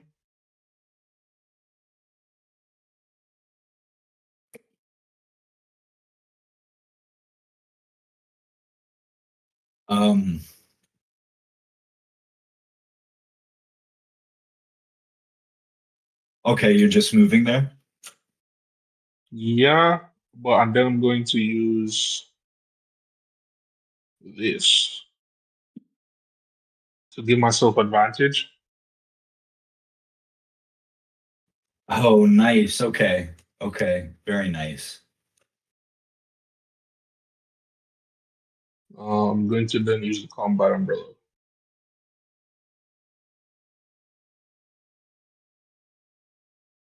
There.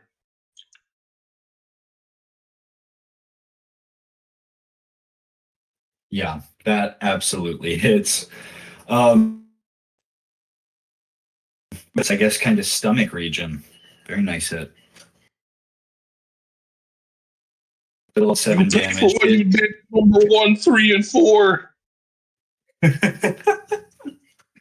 It thrashes around above you and kind of swims up and around to face you again as it realizes where you are. It missed you when you initially transported, but it does know where you are now.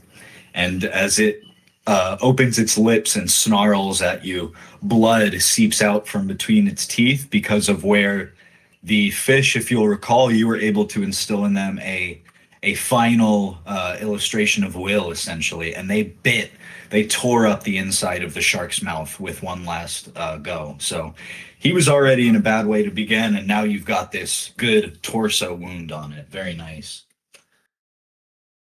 It is going to thrash in the water at you, though. What is your AC? I think that actually that doesn't hit. Nice. Well, either way, that thrash, as he does so, it passes into you, as it is a. You can even save that bless, because as it does, it just passes harmlessly through you, and even the shark is confused at this. It moves past you and then turns back around to look at you, pretty much unfazed. I am then, see a creature and he makes an attack. I'm going to use my reaction to his attack. To then, no, to his attack? You know, never mind. I'm not doing that. I'll keep that for later.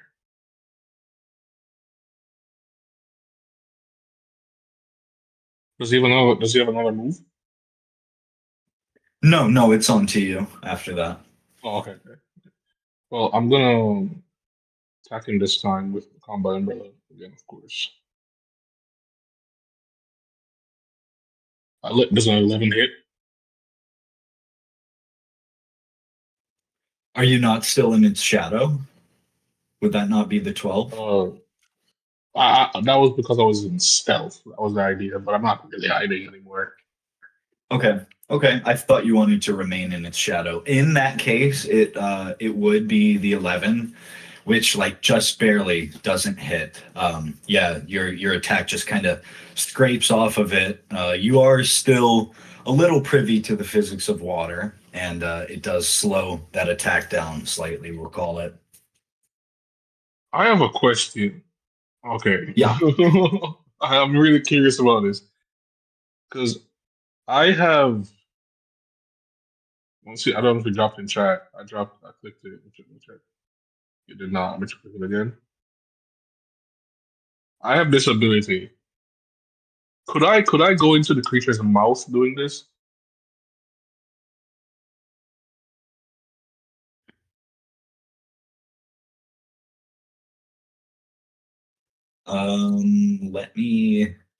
Let me see. I do want to take that, but let me take some sort of a roll. I'm gonna go with Animal handling. part of me leans to that, but as a general rule, you flat dexterity at the moment. And you won't have to do that for like every time you want to do that, but just just for precedent. Was that good? That was not good. I'm gonna use berry blue on this. Where's my berry blue? Okay.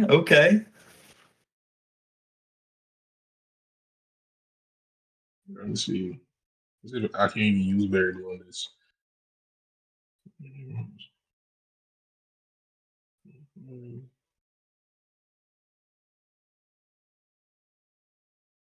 No, this doesn't fall on. This only does for skill check, tool checks, and saving throws. So this it wouldn't berry blue doesn't help this. Yeah, I can't change that roll. Okay, well, it's nothing bad. It's gonna just very tightly shut at the moment when you try that, and the gap is a little smaller than that 1 inch that you require.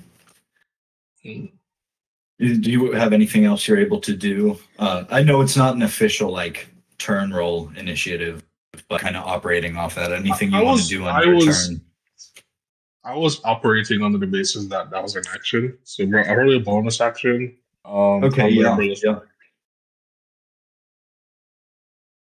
The 17 hit?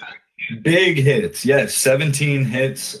Even though you fail to get in the creature's mouth, as it actually kind of be like over here. You fail to get in the creature's mouth. You do jab that umbrella out, and it pierces it like kind of in the chin. We'll call it another 7 damage. That's cool. Don't look at me that way.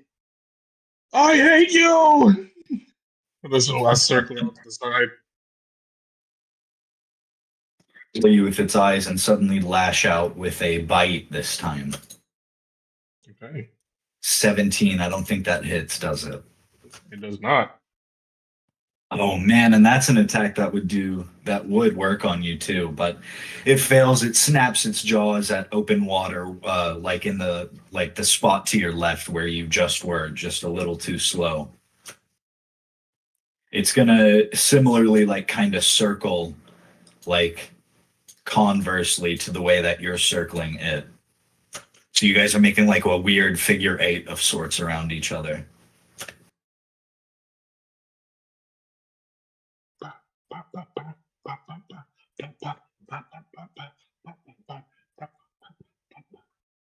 All right, I'm gonna start. Give me a second. I'm gonna start trying to finish it off. I'm not sure if this is gonna finish it off, but I'm gonna try going after the like killing intent this time. So I'm gonna use a shadow crouch again to like descend into his shadow.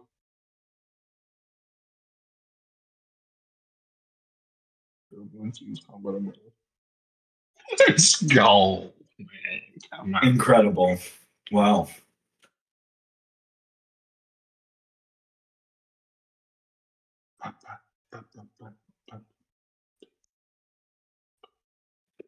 The pin shark roars out and it opens its mouth. More blood seeps out into the open water there. Good hit. It's going to try just another bite at you. It's angry. 13 definitely doesn't hit. As it misses its bite, it's not going to move out of your like attack range for any opportunity, but it's going to come over here around you. It's kind of circling the waters. And it's now going to sort of float itself above you, kind of toward the shallows of the water to tower over you of sorts. And it'll get back to your turn. All right. Let's see. How far away is it? How far away is it from you? You cut out Yeah. a little at the end for me. From you, it's like it's still within about 5 feet ish. You know, it's just like if you guys were on kind of eye level a moment ago, it's now kind of just like angled to where it's like down, looking down at you. All right. I'm going to do like a thrust upwards. I'm a cook. Skewer. Oh, that's the wrong weapon. Skewer. Wow, 7s both times. Yeah, unfortunately that 7 would not hit. Right, then I would probably do an offhand attack. Skewer Nice. again. I think 12 hits. I think a 12 hits. 12 meets, it beats. Another 7. Dude, these 7 damages are really going strong right now. Very nice. The panda shark roars out again. Let me roll.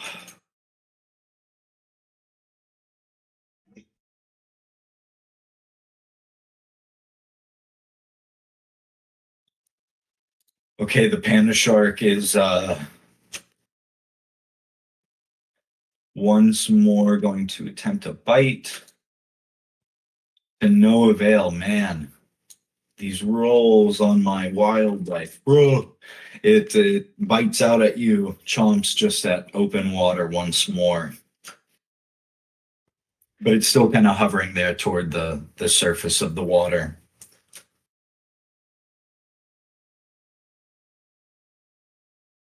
Okay. It seems you like being skewered. Take this. Use the umbrella again. One more time. Jeez. Big ups. Big ups there. That's a crazy roll. Kind of inverted there. Whoa. Same damage, It too. is.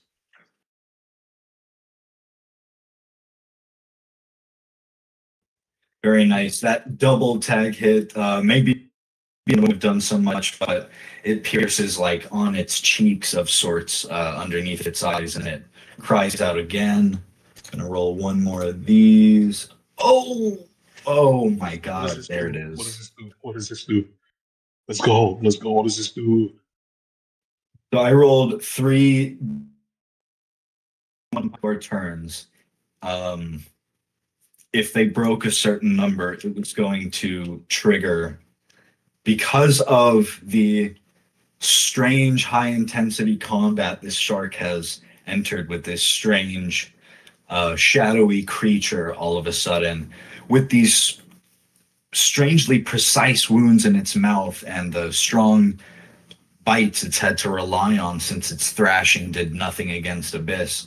All of a sudden it roars out as an extra big gush of blood rushes from its mouth, and it seems suddenly uninterested in you, Abyss.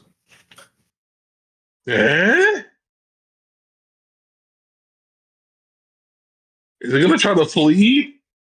Better not try to flee.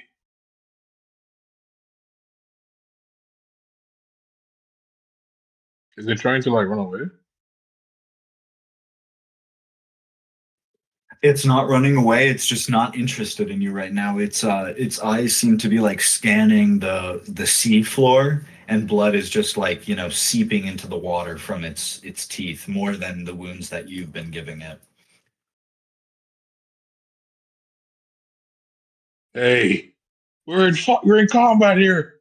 Pay attention to me. Give me attention. Give me attention.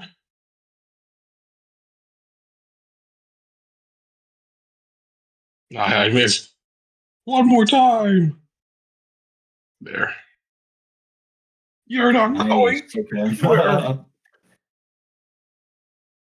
You, as it's kind of reeling from this encounter that it's had with itself, where it seems like its mouth wounds that your fish incurred on it have just opened back up again, even fiercer from the combat, and you jab it with that extra 4 damage, just devastating. The total damage that it took dropped it by over 40 points. Because of that 92 that was rolled. That alone broke the curve. That was crazy. It is still unfocused. It's not going to do anything against you. It's barely like moving itself forward and like swimming in circles, not leaving your range of attack or anything. But go ahead and run some more if you'd like, Abyss. Could also run a perception check if you want for me, or some sort of a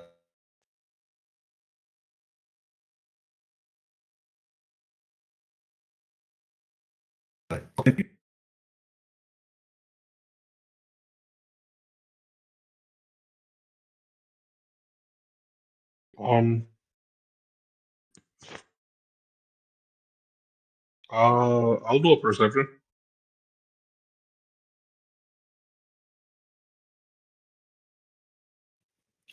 legendary. Wow. Okay. The panda shark is acting really strange. This is already a strange panda shark to begin with. It like I said, it seems more muscular, more rabid, more fierce. And now it just suddenly seems like a dog that has been kicked in the head way too hard. It seems to be like, it's kind of a strange descriptor, but as best as you can tell, it's like if you're stumbling while swimming. It looks like the fish version of stumbling. And it just seems totally delirious and out of it. I'm confused. You kill my friends and then you get Alzheimer's? Parkinson's? As you talk to it, its eyes refocus on you, and it just like its mouth is like kind of hanging open, sucking in like water.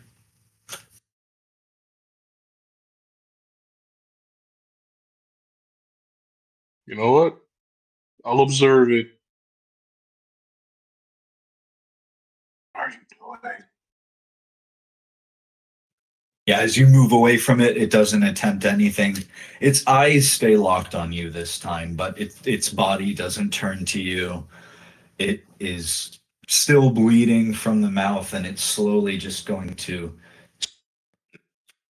very slowly, bit by bit. I mean, half speed even from what I'm doing, for it to get just over there. And then it's going to turn back around and look at you. Will I'm you gonna look roll behind me? me. There's something behind me. Will you roll me? I guess a slightly above table intimidation roll, you could say. I know you're not trying to, but I need one of those. I'm not really good at intimidation. Interesting. Okay. At 10, all of a sudden, the panda shark inches toward you once more. Oh no. I'm rolling very blue on that. You're going to insult me like say, "Oh, you not intimidating. You don't scare me." Okay. No. I scare you. I scare you. Stop it. I'm scary. I'm a scary dude. Sometimes. Yeah. I don't know if a 13 makes a difference. But yeah, I'm scary. The Sometimes. 13, I'm sorry to say, does not change this outcome. I don't know if there's anything else you can add to that. Well, I can do it again. I'll do it again. Okay. I didn't know if you had any more, but yeah, if you got more. Okay, we're looking at 16 now. As the panda shark approaches you, it doesn't seem scared at all, but as it gets about here, you see a shiver pass down its sides as its strangely pale yet bright eyes look at you. Your piercing and equally, if not greater, bright eyes stare back at it.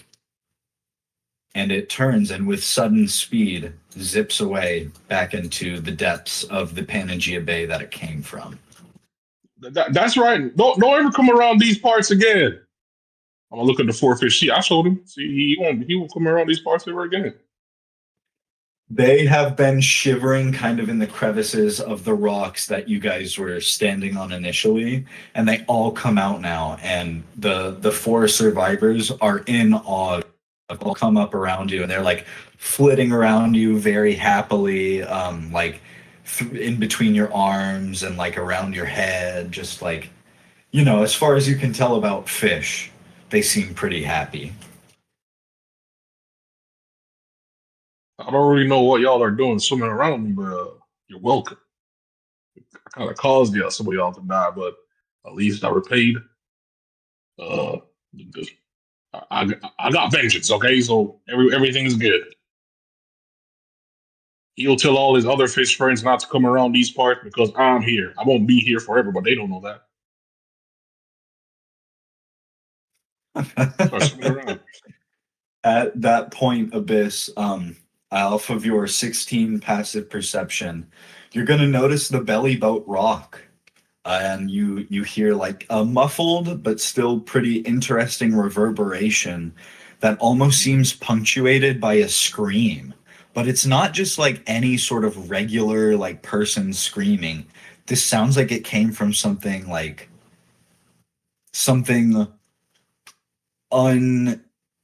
not even inanimate, unanimate is kind of the best word that comes to mind at the moment. It's muffled, of course, because you're in the water, but it's loud enough that you notice it, and it rocks the water and the belly boat. I'm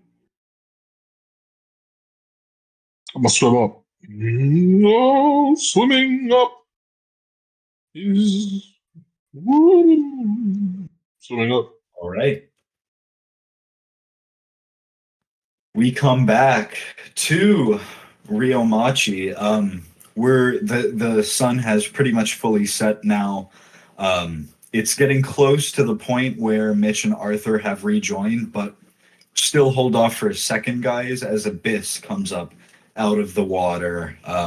Abyss, as your head breaks the surface of the water, you'll notice on deck, you see like you would be like over here in the water, and you would be able to see Squint He looks really mad from your angle, and he's staring at something over here on deck. And then you'll also notice Carver is on your ship.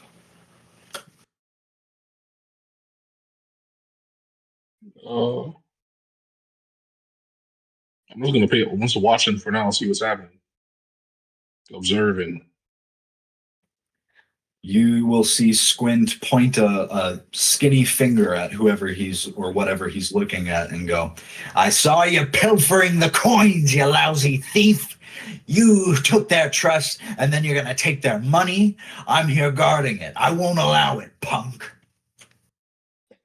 Oh, he's robbing the crew. Oh, interesting. Is there any popcorn around? Oh, no popcorn. Wrong campaign.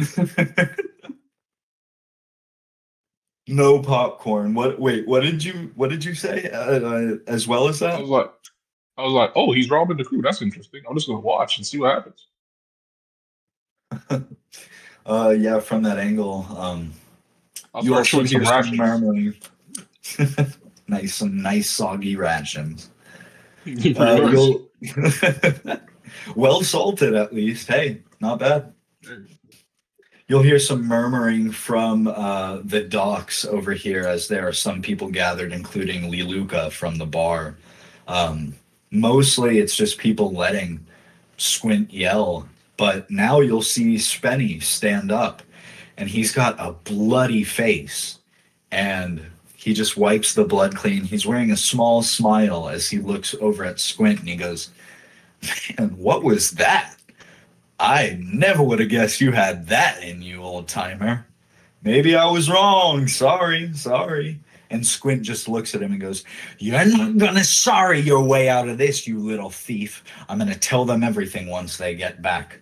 And if any of you," he turns to Carver and the others on the dock, "had half a mind or half a sense of nobility, you'd come on this deck and help me turn this layabout inside out." You just need to shout to the people on the shore. Yeah, what he said. I dip underwater real quick to hide.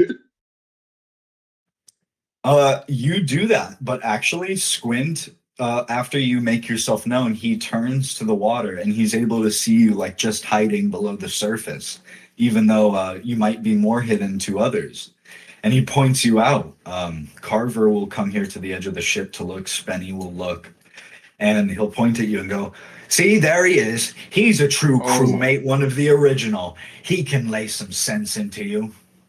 Oh no. And at that point, we'll say the portal opens up mid-speech, and that will be when you guys would hear the arguing spewing out through the portal. Yes, and then Mitch will be the first to arrive. Hoorah. Like my prayers answered from high on above. The rest of them are coming to sort this out. Where's the captain, Helmsman? Doing his job.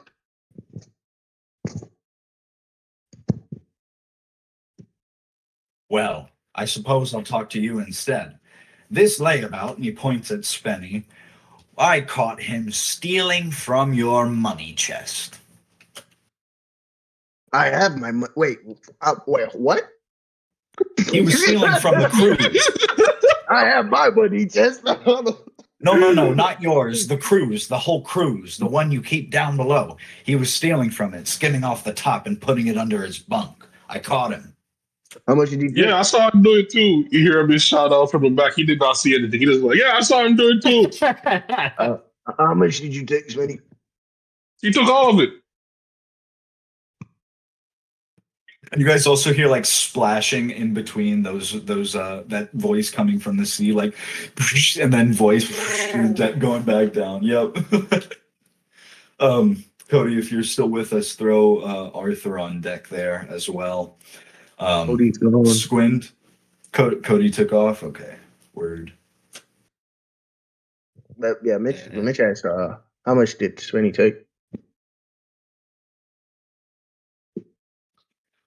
Squint puts his hands on his hips and he goes, I didn't have a chance to count it yet, but I didn't touch it. It's still under his bunk. I confronted him, and you would notice that Squint also has a bit of a bloody nose as well. He seems to have wiped it clean already, but Spenny's is way more at it. He keeps putting his hand to his nose to stop it, but it just keeps coming. You guys would also notice Revan's head is rolling around on the floor by Spenny's feet. Yo, so Spenny, how much money did you take? I didn't take that much. I thought I was part of the crew. Just some of my dues, you know? How much did you take, Spenny? I don't care. For the first time, he gets a little red in the face, and he just crosses his arms. He's not mad per se or embarrassed. He's just like still red in the face and annoyed at this as he just looks at you and then looks away off to the side, and he's like, "It's nothing with all you've got. Just like." And just like 80,000. That's a decent chunk. Oh, 80,000. What do you need 80,000 berries for? Who doesn't want money, dude? I'm part of the crew, aren't I? What's the big deal? This old man here is my junior. He doesn't get to just throw heads at me and make them scream. That's creepy, dude. We should toss he's him part of the crew. What's What's wrong with him taking money? Mitch will be like, yeah. I mean, me personally, I don't see no problem with 80,000 berries. It's just we got a lot more than that. It was 80,000. 80. 80. Oh yeah, but still, I don't care. Let Leadbelly decide. Anyway, Abyss. Abyss. Mitch will be doing his name. We need you. It is time that we leave. Spenny, old man. He just beat up one of the crew members for money. No, never mind. Whatever. Old man, you stay. Spenny, come with me. I don't think you realize. Wait, like, you're calling on everybody? I like how you don't realize most of us be like, Leadbelly is basically the vote too. If there's trouble, let him sort it out. Because, yeah. Yeah, Mitch doesn't give a fuck. But yeah, this will be like, Spenny, you're coming with me. Old man, you're gonna be the guardian of the ship. Everyone who was on this, who's on this ship that is not a part of the crew, you have 10 seconds to leave, or you will die. Can you ping who was bleeding? Spenny is still bleeding, and Squint has some blood left, like in his beard from a bloody nose, because it's stopped. Yeah, it was both of them. So Squint is slightly bloodied, and Spenny is still bleeding. All right. Bloody nose. I'm gonna give them. I'm gonna treat them. Carver, you better get out this fucking shit. Yeah, that's right. Anyway,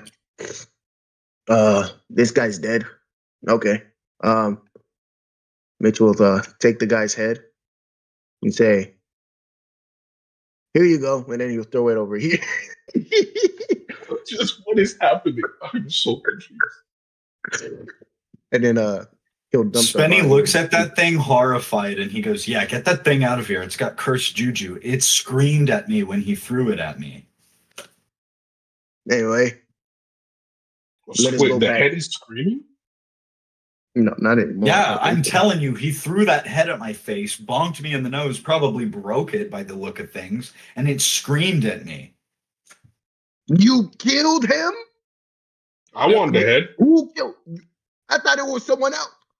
Oh man. You and Suiryu killed the bounty hunter. They're talking about Revan's head. Yeah, we're not talking you guys about the killed him. guy tied. We're talking about the guy with the prosthetic arm. Yeah. Rivers is alive. I want He's the head. just silent watching. Oh, okay. I want the head. Yeah, okay. So he'll give remember, it to we never got the body off the ship. That is Sorry, that so Lucas is he ran not off the right mannequin after head. we The came mannequin did not have a head to begin with. Oh, The yeah, mannequin you're right. has no head. Yeah, it was Alright, so- Revan's head, yeah. This is Revan's real decapitated head, which is like not even decomposing yet. It's Alright, it's still that recent. Anyway, all right, so Abyss, Spenny, Morgan. Yeah, we're leaving. Guardian, old man. Good luck Don't kill guarding each this other. ship. I don't think we'll need. Oh, sail the ship north. Sail the ship north. What do you mean? No, sail it to the marine base. I think we might be hitting that place up. Sail our pirate ship alone to the marine. Wait, we're attacking the marine base? I think Am so. I just learning about this? Wait, what? They get teleported immediately? No! I didn't agree to that! Well, I guess, yeah, Mitch will have everyone go in the portal first rather than going in first. I'm like, all right, Spinny. Okay, fine. Do you have like a cloth? Like this will not stop bleeding. Bro, I don't care. I already dressed their wounds. That's why I was went next to them. Oh yeah, it still won't stop bleeding. It helped, but it won't stop. Is Spitty literally the one bitching about blood? Yeah. Anyway, yeah. He's a go in. hemophiliac. We didn't know this, but he is. Apparently. Can the head talk? No. So you guys tossed the head over here. It's still there, right? Or I know you said you wanted it, Abyss. Did you go get it? Sure, I'll go get it. Or somebody threw it over here toward another guy who like jerked away from it. He was like, "Ooh." As you get it back, it's just like I said, it's not even decomposing yet. It's still so fresh. It looks like Revan. It looks dead. It looks inanimate. Yeah, you can run some sort of check, like perception, investigation, I guess, medicine, sure, anything like that. I'll take. Hey, can you talk to me? I'll do an insight, maybe.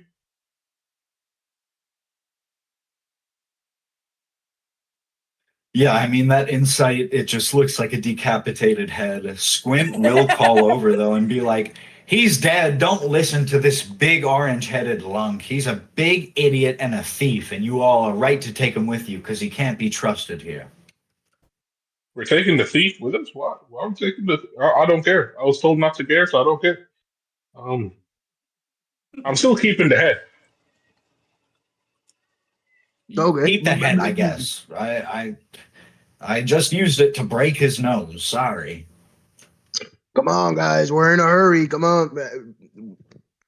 This ain't a... All right. I'll listen to your orders and I'll sail the ship around. You can trust me, but I'm not going to take on any Marines on my own. I'll see about waiting in a cove outside of camp or outside of the city, so I can make camp there away from danger. We'll coordinate a meetup, right? Right. No, wait. Mario Belvedere. Oh, wait, no. Mitch doesn't know about that. I don't think he heard it. He was there when I asked him about the din. Well, what's the distance for improvised weapons when you throw it? Is it 20 to 60? Or is it 30 to 60? Or is it less than that? Ragnar's about to start throwing that head at people. It's my new favorite weapon. It's my new favorite weapon. Normal Mitch will range yell of for the 20, men. long range of 60. Okay. I got a question. How many people have gone through the portal? I'm already through. I went through immediately. We'll say, I know Cody left, but we'll say Morgan went through the portal. Spenny will go through the portal, and I guess Abyss, whenever he's ready, will go through the portal. Spenny will duck in and just go, huh? All right, and then I guess Mitch will yell for Mel Belvedere and ask for the den mushy. I'm not giving you my den. So I'm sorry. I'm going to bed. No, you are. No, you are giving it. Go ahead and roll me a persuasion with advantage, Mitch.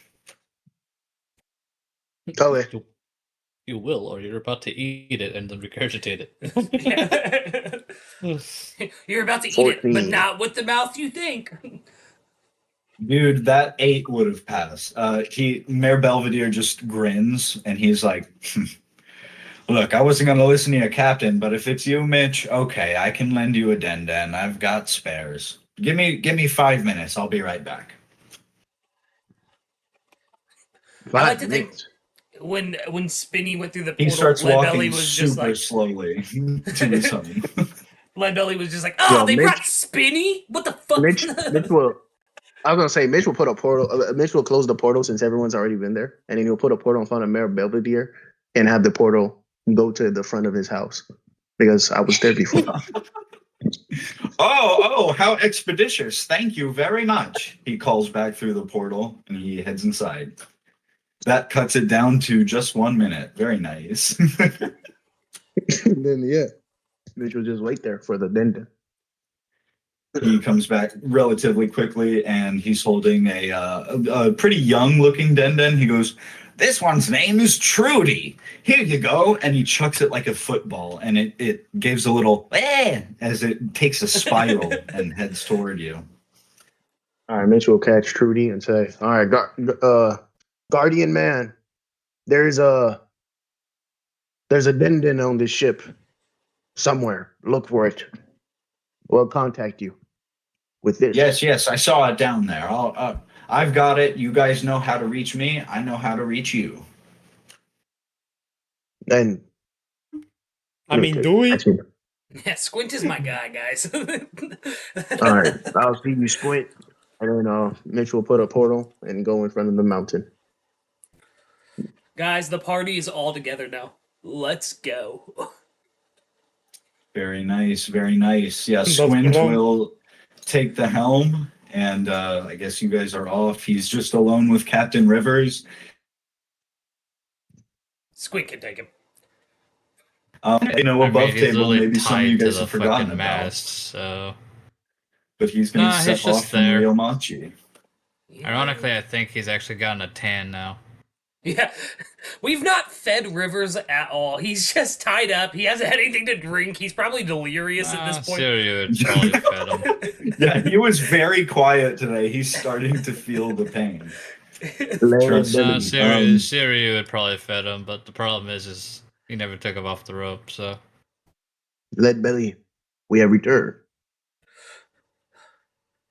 I can't believe you brought Spinny here. Yeah, Spinny. you guys are. Did you guys wait there at the mouth of the mountain pass? What did Team Leadbelly do while that was happening? Me and Kiryu were talking about like which way his Beaver card was pointing. Or yeah, I know that. Word. Okay. Then Morgan comes back through the portal first, followed by Spenny, and then Abyss, and then Mitch. You guys are all back together there at the base. Woo! Mitch will be like, "Spinny here was caught stealing 80,000 berries. I personally don't think it's a big deal, but I don't know how you feel about that." Well, and I look at Spinny. I was like, "Do you need it for something important?" Yeah, I need it for my time spent being a wonderful crewmate to you, obviously.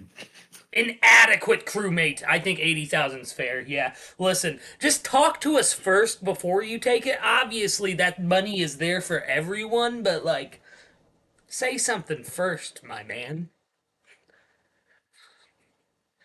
Of I'm course, letting you you guys off do. easy. Your hand's getting sticky whatever again. you say, Spenny. boss. And Spenny will start kind of like bitchily, honestly. He just starts bitchily walking up the mountain pass. Ironically enough, I feel like Spenny feels behind him. It's just Suiryu looks at him and he just goes, "Are your hands getting itchy again, Spenny?" Spenny looks over his shoulder at you and he knits his brows together and he's just like, "You're weird, dude." But he gets like, he wipes a little sweat from his brow. I say we head towards that mountain house that Mr. What was his name? Countertop? Tile? Tile? Yeah, if you guys head just up the path, there's like, it gets steep, and then when it levels out again, even from the base of the path, you can see a little cabin on stilts at the top. Oh, And Tile hell had yeah. mentioned that's for hikers as a little like rest station. Oh, hell Hey. yeah. Mitch will look at Leadbelly, Suiryu, and Kiryu. He'll look at Kiryu like it's the first time he's ever seen the man. And he'll be like, "Oh, why are you guys going in this direction? I don't think we asked."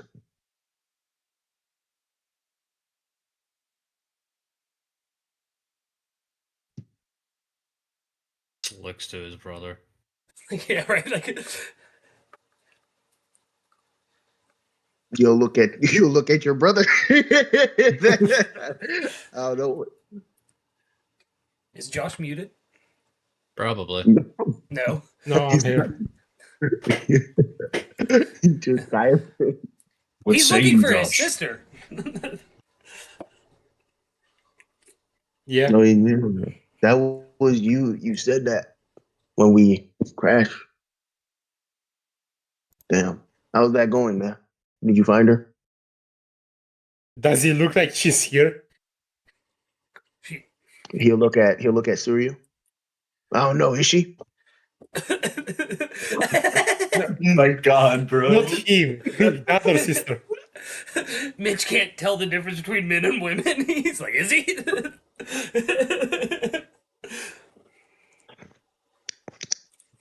So are we setting up camp in this little shack then? Yeah, if you guys are heading up there, we'll say Spenny's the first to head in. No other visitors tonight. You guys head in. There are many bunk beds lining the walls. There's a little kitchenette, little washroom off to the side. Pretty standard quarters. Yeah, you guys are pretty well poised for a rest here of any sort, long or short. I'm for a long rest. I have no resources left. Yeah, same. Same. Mm. Everyone down for a long rest? Okay, if everyone's long resting, Seed is going to revert back into your arm and reattach to you. Legs back in place. I'm gonna hit my long rest button. Yeah. Yeah, you guys sleep the night away. I'm going to delete the ship icon since you guys, there are no players on board to keep track of where it is, unfortunately, right now. You guys That's are fair. about there, up in the mountain pass. Yes, the return. Yo, Cody's back. Yo, yo, yo, yo. The crew has reunited. Yo, I'm on my phone though at work, so I'm very limited in what I can do. All We've got good. you, I brother. can control sheet. If you're able to play at any point, please jump in, brother. I'm glad to see you back. I'm gonna be at work all day today. I've only got like half an hour before my shift starts. What are we doing? We just did You a guys long just rest. took a Oh, yo, I got all my fan the hammers back. Let's go. Yup, you guys wake up. It's been a nice rest. You guys still have Ty O'Connis with you. And Spenny. They're the two only NPCs with you at this point. Do you guys have any interactions or things you want to do left in the cabin, or just hitting the trail? When we wake up, I want to grab a sheet from the cabin and make it into a shirt so I can cover my markings. Do I need to roll anything for that? Oh, very cool. Oh yeah, speaking of your markings. Roll me an Nicole. Arcana for like engineering, I guess. All right. Oh, this is like the one thing I'm not proficient in. It's not supposed to be an advantage, so that is a 9. This is a very raggedy shirt. Oh, okay, yeah. I mean, it's definitely more verging on toga than shirt. We'll Let's put go. it that way at a 9. Mitch, you It's were still asking about adequate my enough to cover you, though. Let's go. Yeah. Mitch will come up to be like, so is that why you have these dreams? I don't know what to call it. My ambitions? Yeah, that's why. Once you've seen what the celestial dragons are like up close, you kind of see the world differently. And for the first time ever, Leadbelly's smile breaks. Mitch will nod and say, no offense to you, but I kind of want to have that kind of power one day. No disrespect. Yeah, as long as you're not encroaching on other people's freedoms while you use it, I don't see a problem with that.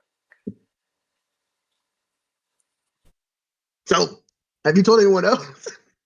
Everybody has seen the slave branding on me now. Well, do they know your ambitions? I don't think so. I think you should tell them. Suiryu has, yeah, I think so as well. I think Suiryu has picked up on it just by like the way that Leadbelly acts and stuff. But before we leave, I'm just going to be honest with the crew and like tell them all, guys, before we continue this, I want you to know that I'm helping you achieve your dreams so that one day you will help me achieve mine in taking out the world government. I'm going to kill the Elder Stars. Whoa.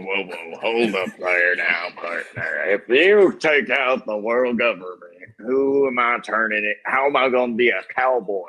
There's no bounties to turn in. This is quite a predicament we put ourselves in. A cowboy is different from a bounty hunter. Semantics, tomato. You know how these things are. You can become a sheriff. Or something of like that, so you don't have to bounty hunt. Sheriff sounds lame. I don't want to be no sheriff. I want to be a vigilante. I like it. Vigilante.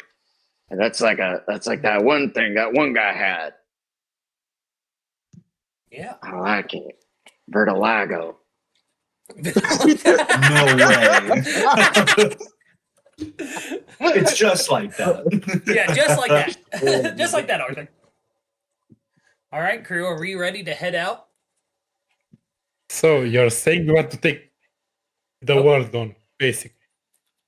Of course. How else am I going to free it? You're one crazy man. I am crazy. I feel like Shiryu is just gonna look at Kiryu with like that shared like look. We both know. Just so you know, Mitch will come up to Leadbelly, be like, "This is the most serious thing I have ever said to you, and I haven't said that many things to you. I think." Make that clear. I love you, but go on. There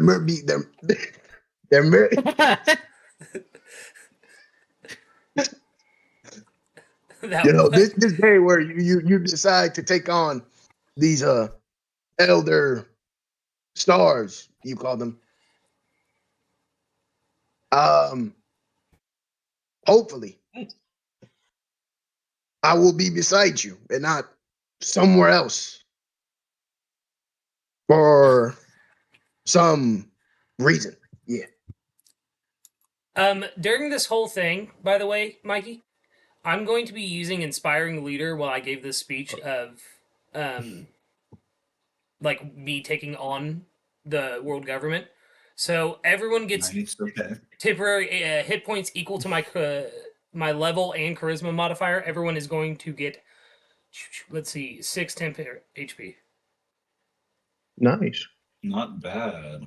I'm going to state this, and I don't want to sound like the a-hole. I'm going to refuse that benefit. Okay. Oh man. Yeah.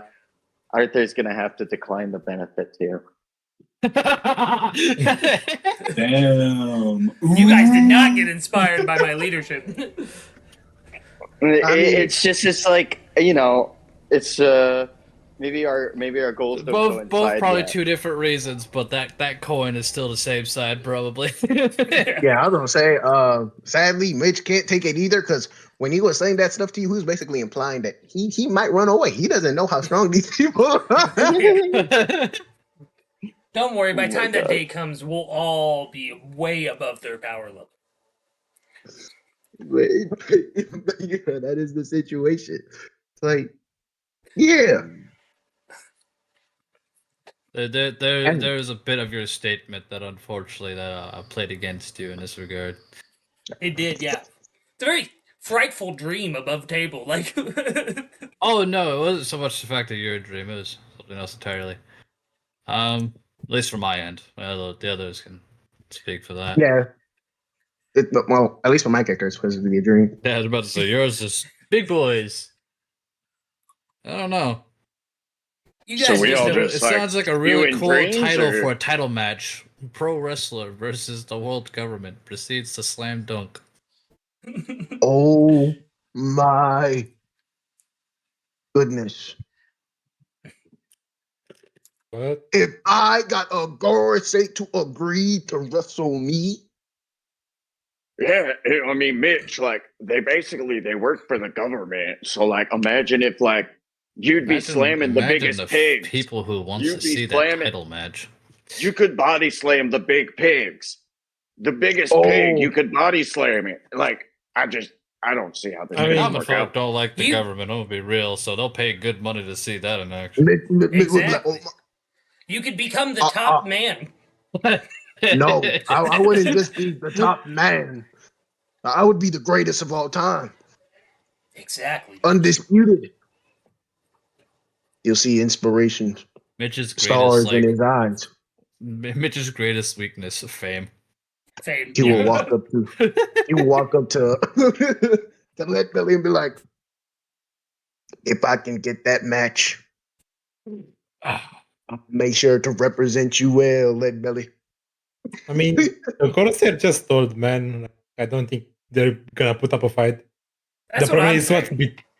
the problem is what's between them and the world. Exactly. So The we gotta Marines? get strong, and that's why I want to accomplish all Even of your above the dreams Marines. first. Above what's above the Marines? I think they're called admirals. They're something Marines. like that. No, the Mikey, I'm gonna guards DM you of- something. the gods, the Okay. guards that protect the gods. The So holy what's knights. everyone Yeah. else's goals then? If Leadbelly's helping us achieve ours, like are we all like sitting around a campfire and telling tales? Hey, I'm not. Yeah. I'll go last. Okay. Well, who could follow up Leadbelly? I mean, that's quite a hell of a dream to get rid of the government. I'm not What a big about fan you, of them. Abyss? What are you looking for out here? Whose name did you say? Abyss. Abyss.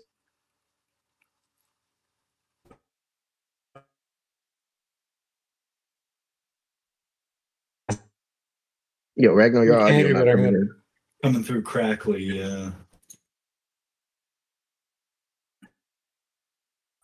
Oh yeah, I can't hear you at all, brother. You're glowing green, but no words is coming out.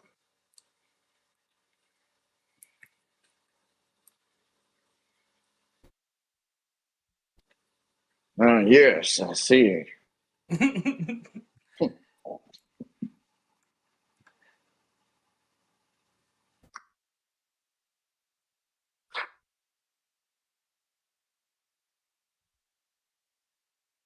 You.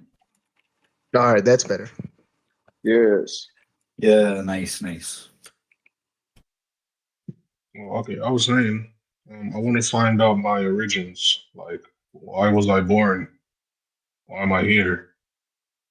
That's pretty much Pass it. the butter. Yeah, what exactly are you? I haven't meant to ask.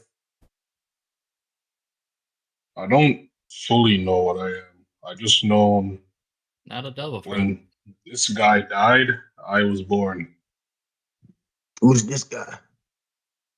I mean, The I just body put in the that. coffin. Who's in the car? I'm gonna go next to Abyss and just look at him and poke him and see what the Yeah, hell I'm he gonna sees. join Kiryu in this as well and be like, yeah, what are you? And he's like, start poking him. No, I'm doing this scientifically, like trying to test things and See, I we am can not. already see we're already enthusiastic about it. We're all trying to figure out your origins now. How about you, No, Morgan? see. What's your goal? Oh, it's complicated. It's a long tale of love, and love. He sheds a tear. And he said, "My goal is to hopefully find a way to find my best friend, and I think the way to do that is, well, we'll get there when we get there." Hoorah. And be like, how about you? Kiryu's possible sister.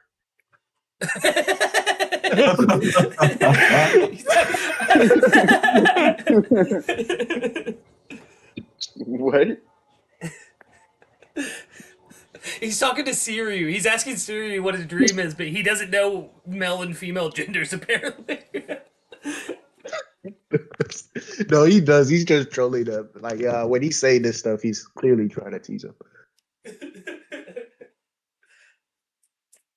You asked Suiryu. He does not respond. All right. Mysterious. No, dark and lame. Don't care about his mysteries. Nah, you're dark enough for all of us. Oh my god! Whoa. I know. He said, I know. What is Mitch? You know? Mitch will start showing his muscles. Like, yes. One My thing's skin for compression. sure is we gotta screw over my old gay. Dutch always talked about finding the greatest treasure in the world. And if we found it before that son bitch, well, I'd love to see the look on his face. Imagine us, the greatest pirates in the world. We'd laugh at his little hiney. Bitch. I like that plan. Hanna, hanna, hanna. That is spectacular. Treasure. Much needed. Treasure, history, answers. It all technically comes on the same coin. Same cracker. Haktua. No. It's canon now. No. No. Kiryu, after That's Arthur's new laugh is he's gonna go, Haktua, tua. Holy shit. Okay. after we inevitably Spenny will pipe up. Sorry, go ahead, Mitch. Oh, Mitch was gonna say, after we inevitably find your dead or alive sister, what do you plan to do after that? continue my travels. I just want to explore the world. I visit every island. I mean, that's about it. Spenny will pipe up after you say that, and he's still sitting in bed, and he punches the air and goes, "You guys know what I want to do." Yeah. You say you wanna He wants to fight people. fight strong men. Trying to fight some strong dudes. Well, if you follow me in my dream, I can guarantee you, you will fight strong people, Spinny. But you gotta stop being so shady. You want to take down the world government. That's like the shadiest thing in the world. I want to free the world. From? Yeah, I've heard that before. He just laughs and shakes his head. And Ty O'Connis will actually look over and go, "Quiet, you. It is noble."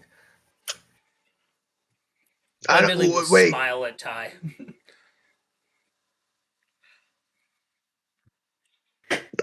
do you find the world government to be tyrants? Most definitely. They're not exactly good people. Wow. I didn't know I was hanging around a bunch of pansies. Let me ask you a question, Mitch. Would you force feed a 6-year-old child a devil fruit for your own amusement? You'll see them. He'll sit down. He'll take on the thinking statue pose. Oh boy. And he'll say, I would not. They would. Not for my amusement, but to have a future. Actually, I guess it would be my amusement. Oh my god. Oh my god. If it's a strong fruit, yes, I would give it to my son.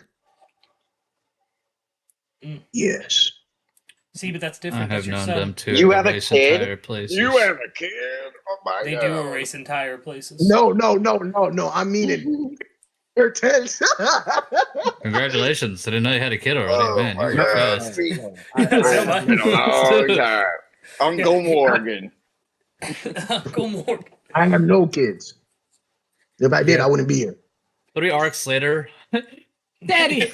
Yeah. That's where Iron Mike Johnson will come in. That name that you've been mistaking for Mitch's name will come in as foreshadowing for his son.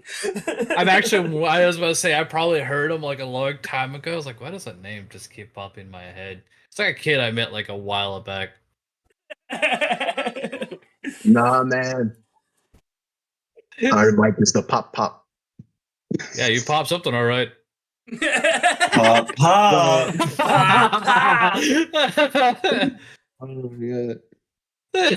Sorry, you loaded that gun, and I was like, nah, I ain't no bitch. I'll fucking pull the trigger. Yeah, pull the trigger. But yes. I think I told you guys I told you guys my goal when we were at the. I don't need to repeat myself.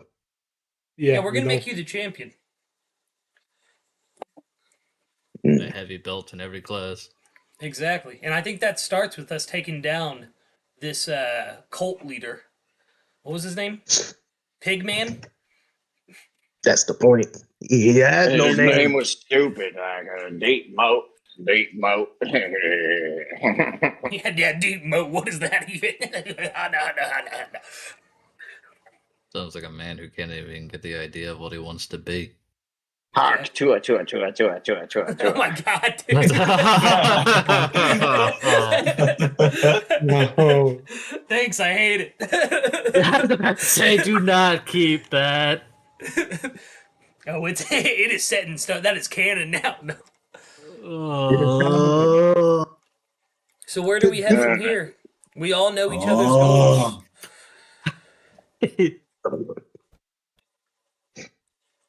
I don't know, whatever the piece of paper my brother seems to be stuck to his wayside. Yo, tell us the duration, because, we might have to split, because, Morgan and we got to kill some cultists. I feel like that's. I mean, I just pointed your You got a direction. compass? I got my eyes. Just tell me. That's a dirty word, isn't it? Yeah, I just pointed the direction the paper goes to. Yeah, the paper is going like far more northerly now. Oh shit. That's different. Hey, what if Pickman has your sister? Have we considered they're gonna sacrifice her because they're cultists? Like we've been saying, because they're cultists. If it's their intentions, they will not survive tomorrow. One time I got drunk and partied with cultists. They seem like a fun bunch, and then it's like 3 a.m. and they're like, "All right, want to talk to our god?" And it's like, "Oh, sure, why not?" And I thought it was going for some ayahuasca thing, but it turned out it was like, What on earth? You drink a little too much, you get a little too friendly with the wrong folk. It just happens. Mikey, let me ask you a question. Is there anything in this cabin, like alcohol-wise?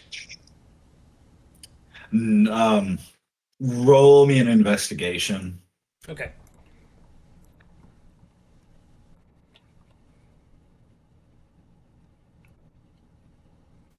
11. Definitely not. No, Damn. no alcohol of any sort. Yeah.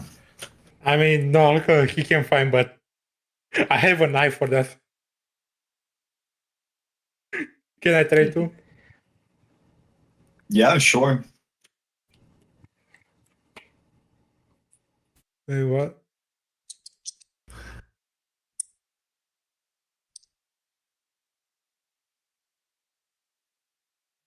He has an eye for that. Get it because of his devil root. As you guys look around the cabin, Tyokonis is actually going to walk to the front door, and he makes to like walk outside, but he kind of stops at the doorknob. Kiryu, off of that, no alcohol. Still Shit. no alcohol. And Tyokonis is going to look over his shoulder and go, what the hell is that? And he just points outside and opens the door. What is it? Yeah, I will what is- walk over towards the door. Whoever wants to readily look outside, down the porch steps, there stands a goat. It has a big bucket of grass in front of it that it's like munching out of, and its face and horns are painted red with something that is like a really sickly, deep red color. Guys, I told have you all these cultists use lambs. No, that's my goat. More boxes. That's my goat. That's my goat. I'm gonna do it. I'm gonna do it. Why is Mitch? That's just my trying goat. to You're gonna Yeah, what? for You're gonna every what the animal. goat? We're What gonna the- do what the good? What are you I'm going to do going to that to goat, pet Mitch? I'm going He's to gonna pet pet it. Confirmed Welsh. He's the Welsh. Holy fucking shit, Cody. Yeah, Mitch is going up to pet the goat. At a 13, yeah, I mean, it's just enjoying its food. It lets you pet it. All right, And then- guys. Where do you Let's- pet it? Its head. Which Its head? head is covered in that red. Oh my god! Pause. Fat pause. it is a female goat. It is a female goat. We're not beating the No, accusations it's- here. if you pet the goat's head, it is sticky with that whatever has it painted red. It's very sticky. Mary, you don't touch that goat. You don't know where it's been. All right. It All looks right. up at you and bleats as it eats. All right. Mitch will be like, you recognize this, Morgan? Freeman? Do I recognize the symbol with my like bounty hunter book? Is there a role you want my character to make? Roll a history. It'll be really You're gonna have difficult. to roll and it for me, won't Bretta. be from your. It won't. I will. Yeah. It won't be from your bounty. So.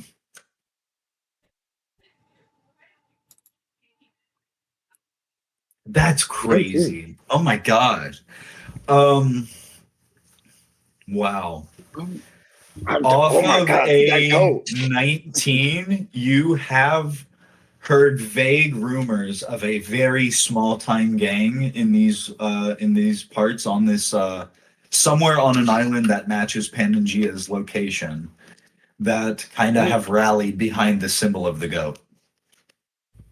Pangea, that from the oh my god, guys, this is bad news. We cannot fuck with this goat. All right, they sacrificed it to the people who lived on the top near the government.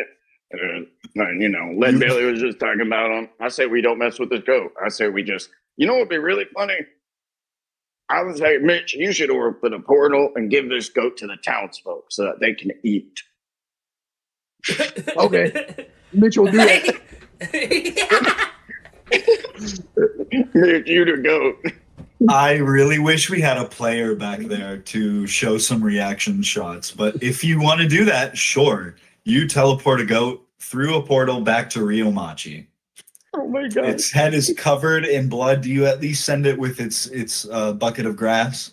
Or no, Yes, that yes. stays? Yeah. Oh, okay, They're okay. going to take it off. Nice. Then Mitch will. So they're not Mitch going to will eat start it. They'll yelling. just turn into its natural defender, and it's just going to become the most. That's gonna become their new god. Yeah. Oh my Yeah, Mitch god, is It's gonna called, this is start. crazy. it's called To the Land 2.0. Yeah. Mitch is gonna start Well, yelling for that bandit. He's gonna start yelling his name. Patron. What's his name? Hickman. You heard his name as Pikmin, and there is some debate about another title he goes by for the deep moat, the vaulted dope or something. Hickman. Yeah. Pikmin. Are you? Hickman, you have 30 seconds to respond before I start calling you bitchman. Hurry up. Off of your passive, you would just hear like the wind running against the mountains. If you want to run something active, you may. I Yo, say we active head is always north. worth a thought. 7. Yeah, you definitely still hear nothing. We'll just say it sticks with your passive. Even off your passive, it's the same thing. Yeah. Yes, Mitch would just be spending the journey yelling that guy's name. Mitch! Yeah, so the mountain pass only really heads up along kind of to the north, slightly northeasterly or northwesterly, excuse me. Well, I think Kiryu and Suiryu are just going to be headstrong going whatever direction the BB card goes, so. Yep, Yeah, nice. we're all Okay, you following guys that. in the lead. Nice. You guys head down this mountain pass, which would take you this way down the mountain pass toward the greater bulk of the region. It starts winding its way up. You pass some meandering brooks and streams and such. There's some wildlife, mostly little mountain birds that don't seem to have a lot of predators, and more goats. They don't have any like painted heads or anything like that. They just look like wild goats enjoying the wild as they eat and graze and climb cliffs and stuff. Any other interactions you want to do as you make your way along, go ahead and do that now. If I could get one more perception from Mitch, and then could I also get one from Leadbelly? Yes, sir. Incredible. Okay. Oh, wow. Okay, incredible. We'll do Mitch's first. Mitch, as you guys are hiking along, I'm not quite sure where, like, what you guys' formation is. Shout it out if you'd like, but wherever you are in the formation, you suddenly look ahead, and on a cliff very, very far ahead of you, you see, like, a form shuffle and disappear from view, and some pebbles scatter down into the path ahead of you. Yeah, bro. Mitch will tap Morgan, tell him what he saw, and run in that direction. I'm walking. They're there. The cultists. I'm walking with Kiryu and Suiryu at the front, following their beaver card. Do I see the Nice, same so- thing? Is that what mine was for as well? No, yours is going to be for something else. I'll get to that in a moment. If there's anything else you guys want to play out with the form you just saw, Mitch, go ahead. Nah, yeah, I get that. Yeah, Mitch would just say the cultists are there and run. Ty O'Connis is going to say, oh, sorry, go ahead. Oh, I said hoping Morgan follows. That's it. Ty O'Connis is going to shout out. He's going to say, wait, save your energy. We know they're watching us from the goat left as a good morning present. Let's just continue along until we find this Pikmin's joint. Oh, it's a cult of the same people who has the Pikmin, sorry. Wait, I don't care about Are small you fry. saying? Do you know where? Do you know where Pikmin's wrestling ring is? Are you asking Ty? Yes. I am entirely unfamiliar with mountains in general. I don't even know this land. So, what if the direction they went in is where it's at? Wait, say again. What if the direction they went in is where it's at? Where he's at? He just takes a deep breath and shrugs and says, I guess we don't know, but my guess is it's just an outrider keeping an eye on us, making sure we're still coming. But Mitch will be like, yo, like Mitch is gonna yell at these guys, whoever is hiding there. I am not very patient. I need one of you to come in front of me and tell me where I need to go to fight your leader. If you don't, Let me tell you later. I'm not going no more. Roll me a persuasion. Just do it flat for me, please. I like to say he is very serious when he's saying he's not going to do it anymore. Crazy. Okay, that meets it beats barely. Wow, nice. You call that out. Your voice moves and echoes across the canyon ahead of you, and some moments of silence go past. We'll say your troop even stops moving, so there's no footsteps to hear, just the odd bird here and there. Feels like even a few minutes pass as you guys stand and wait. You're just about to continue on when suddenly another voice calls out back at you, echoing across the canyon. Just keep coming. Follow the path. You'll make it to the Hall of Stone. Pikmin will see you there. And then you hear like an echoey whisper, no, you gotta call him by his new name. The Haunted Lope. The haunted, what you cut out when you said the last part of the name. Haunted Babushka. Oh, the Haunted Lope.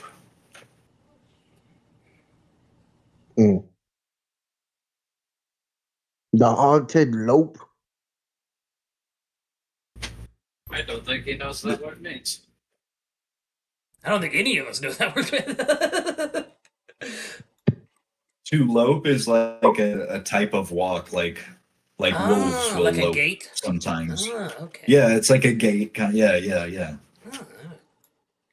Yeah. But that's all they say. You don't hear anything else to answer out at you, just those two voices. He just calls himself Ghost Step now. Okay. Ghost Step. Tyokonis, after there's no more response, he looks at you, Mitch, and he just holds his hand up in the direction of the path. Well, Mitch will look very visibly angry. I'm starting to get annoyed that the same direction as Vykthor is pointing. I'm going to destroy this whole place, man. I will kill them all, making me walk such lengths. I am Iron Mitch. Yeah, you guys, as you keep following the path, it starts winding more up and up. The elevation increases, and Tyokonis in particular is having a tough time. He's at the back of the pack once again. His lungs are definitely not acclimated for this type of weather, and it's showing. But Leadbelly, to address your separate perception check, as you all are hiking, you said you were kind of near the front of the procession. You guys reach some particularly unsteady, rocky terrain, and you guys are kind of watching your footing extra hard. But you happen to look up at one point at a shadow that passes over you all. And as you look up, you notice a rather familiar bird soaring over the mountains, up essentially this way toward the bottom corner of the map. And you would it was over here in the bottom left corner of the map that it's essentially flying toward. Okay. It's very high up in the sky. The sun is climbing higher as afternoon starts to come along on this hike you guys are embarking on. But even from this distance, you would recognize that form as a Goyu bird from your main. I will start making the call of the Goyu.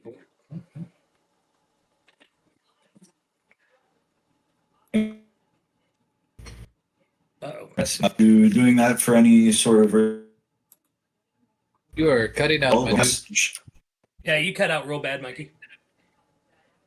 Are you going to do anything with that call, like an animal handling check, or are you just doing it out into the open? I'll do an animal handling.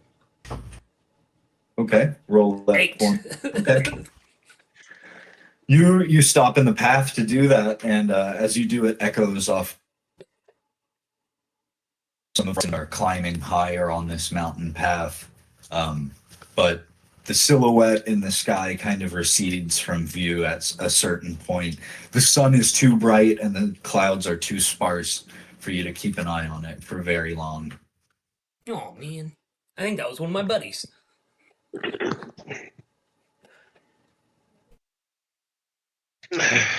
Yeah, but any other interactions you guys want to do on this mountain hike before you guys make it to Pickman's Hall? I'm set. Cool. All right. Well, you guys trudge along. The day creeps into the afternoon at this point by the time you suddenly reach an offshoot path that has a little post sticking out of it with a jagged etching stuck on nailed to a plank on top. It reads Pickman, and it points with a carved arrow underneath it to the left up this side path. As you guys follow it, we're going to come to another map Good here. step for Pickman. Pick one, motherfucker. Yeah, right. This guy has 100 names. You guys come up this side path to a plateau of one of the mountains, one of the taller ones, but not even one of the top 10 tallest. There are still peaks that tower above you, but you come here to a beautiful vista. As you guys will notice, you guys can set your tokens kind of anywhere over here on the left. As you come upon a curve, you happen upon this long hall that is built here. It's very unexpected as you come up to it. There's a side outhouse posted up here on the outside. And some of you might notice here along the other end, a big yard built of the same stone underfoot to this entry path to the long hall. On it are a bunch of sleds, and not pictured but off screen here is a beautiful view of I'm actually going to take you real quick back to the overworld map. If you'll see here where you guys are now with Leadbelly's token, you are overlooking this beautiful lake that has a river stretching down from the mountains that feeds into it. Nestled right next to it, in between it and the sea, is a sprawling That's a weird city. north direction. But north it is. Then that is kind of where that Beaver card is still pointing toward that city where you see like ships meandering in and out of the port. The view there. And last but not least, you guys would see one fellow standing outside, actually sitting on the steps that lead up to the open front door. Is that Rickety Cricket? Ah. Spotted in the wild. So it does. He is humming to himself. He's got a mug of ale in hand, drinking from it, but he's also got shackles around his ankles and his wrists. And as you guys come up to him, he bucks and he's like, "Oh, hey, everybody. Welcome. We've been waiting for you. Good to see you." And his eyes lock on yours, Leadbelly's, and a strange smile flits across his face, and he goes, "Well, how are you? You're very tall." Yes, I am. Why are you in shackles? He grows kind of grim here, but he just shrugs with a bit of a forced smile and goes, "Well, I was looking for 3 of my coworkers, trying to bring them back before the morning ships ran, but no luck there, unfortunately. Now I'm shackled up here because I ran into these fellas. They're with Pikmin's gang, I guess, whoever that is. You'll meet him in a second, but I haven't really gotten to know him too much yet, and he gives out this nervous little funny laugh. I can't even really replicate it, but I'll try. And you see he's missing lots of teeth. He's even missing like a finger or two. He doesn't wear any shoes, and he's missing some toes, but he like taps his feet along.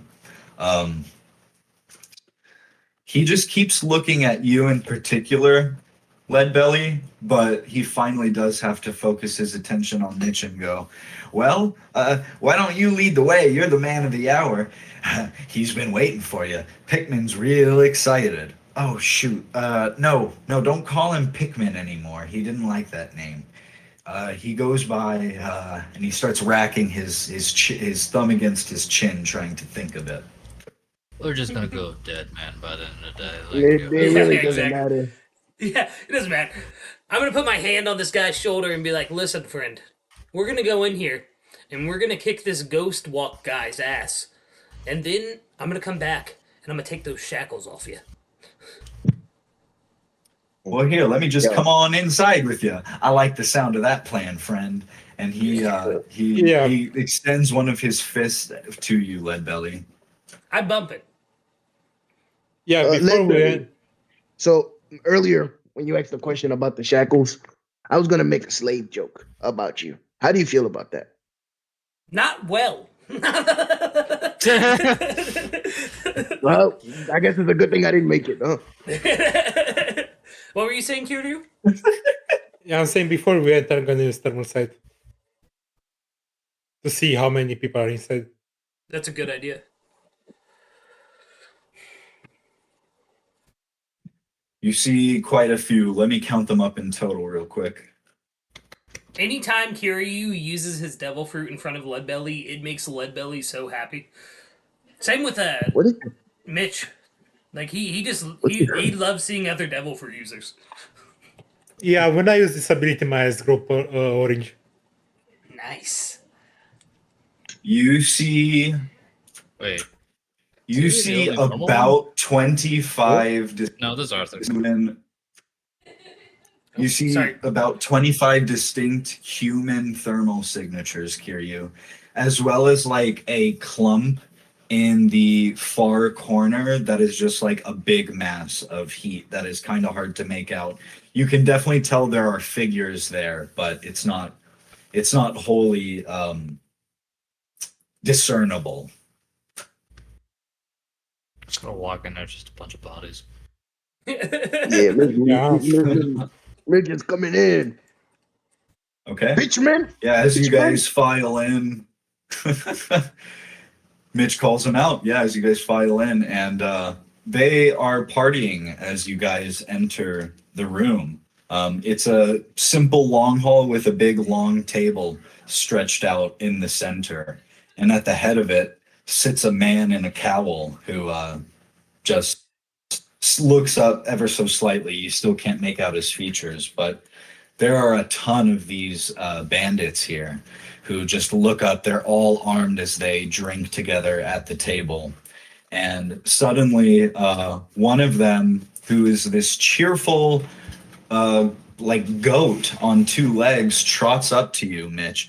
And she laughs and goes, "Hey, we've been waiting for you, Mitch. Welcome, welcome. I'm Mountain Crier. Good to see you. Good to see you." We really aren't beating the allegations today, are we? Anyway, bitchman, time to fight. Where are you at? I don't got time for a conversation. I don't care about any of you. Let's fight. Mitch, are you wanting to handle this one-on-one? Me and the crew can hang back and take out anybody who decides they want to jump in.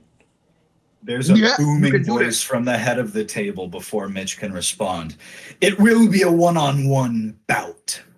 The person at the head of the table stands still hooded, and he claps his hands twice, and the lights go completely out. The door slams shut behind you, and it goes completely dark. You guys hear some heavy rustling. You might stay close together.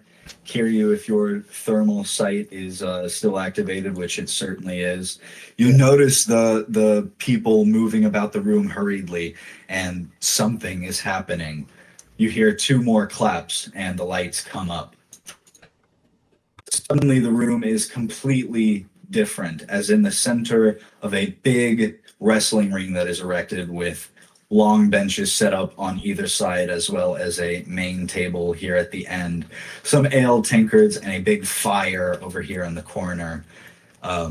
You see in the middle of it the hooded man throw back his hood, and he is a fierce-looking, black-eyed, horned human who just glares at Mitch with a smirk.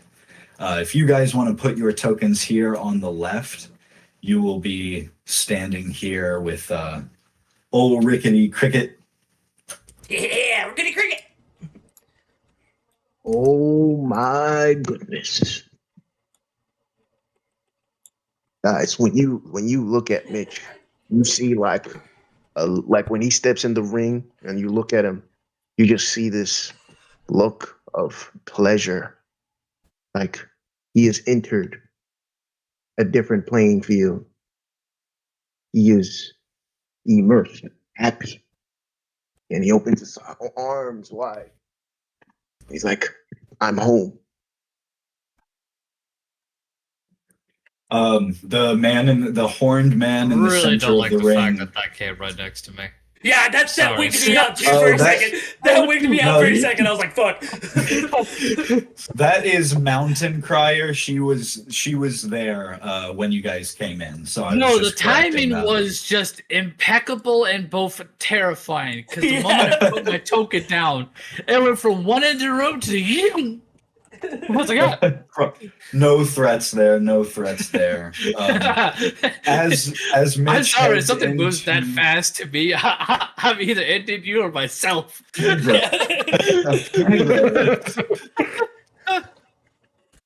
What did I do?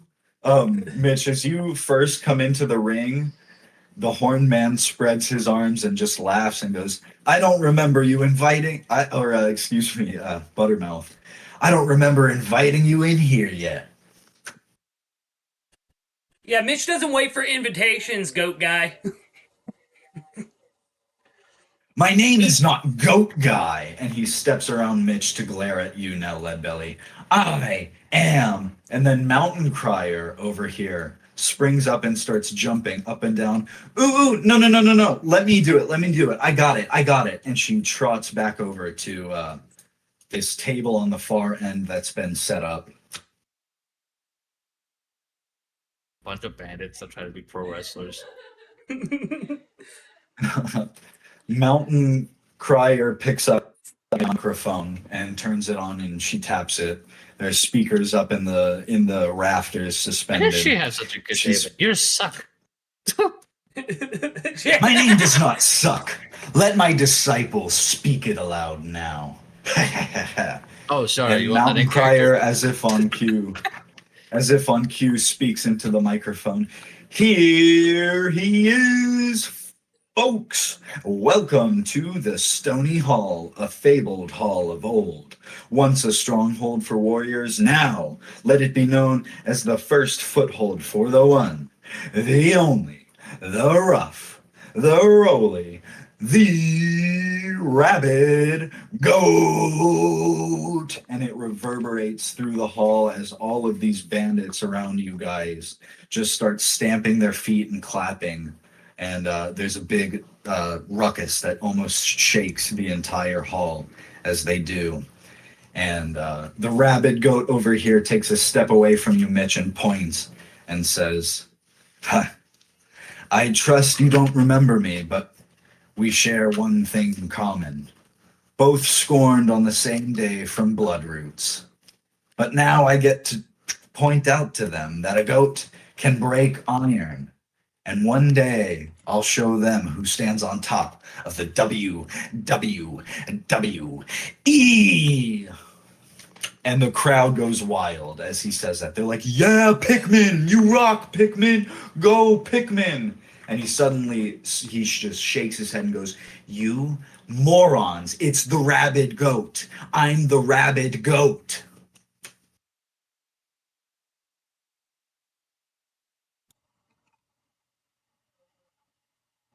That's lame. Mitch or crew. I was gonna say, Nah. Mitch laughs when he says that. I'm the rapid goat. All right, Mitchman. So, someone ring the bell.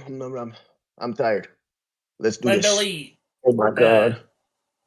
Leadbelly puts up a bunch of his, like, he grows hands and makes them into, like, a big cone around his mouth. He's like, and in this quarter, hailing from this blue that I don't know of, it is the long, the tall, the man inside the iron ring, Iron Mitch! Better than some goat motherfucker!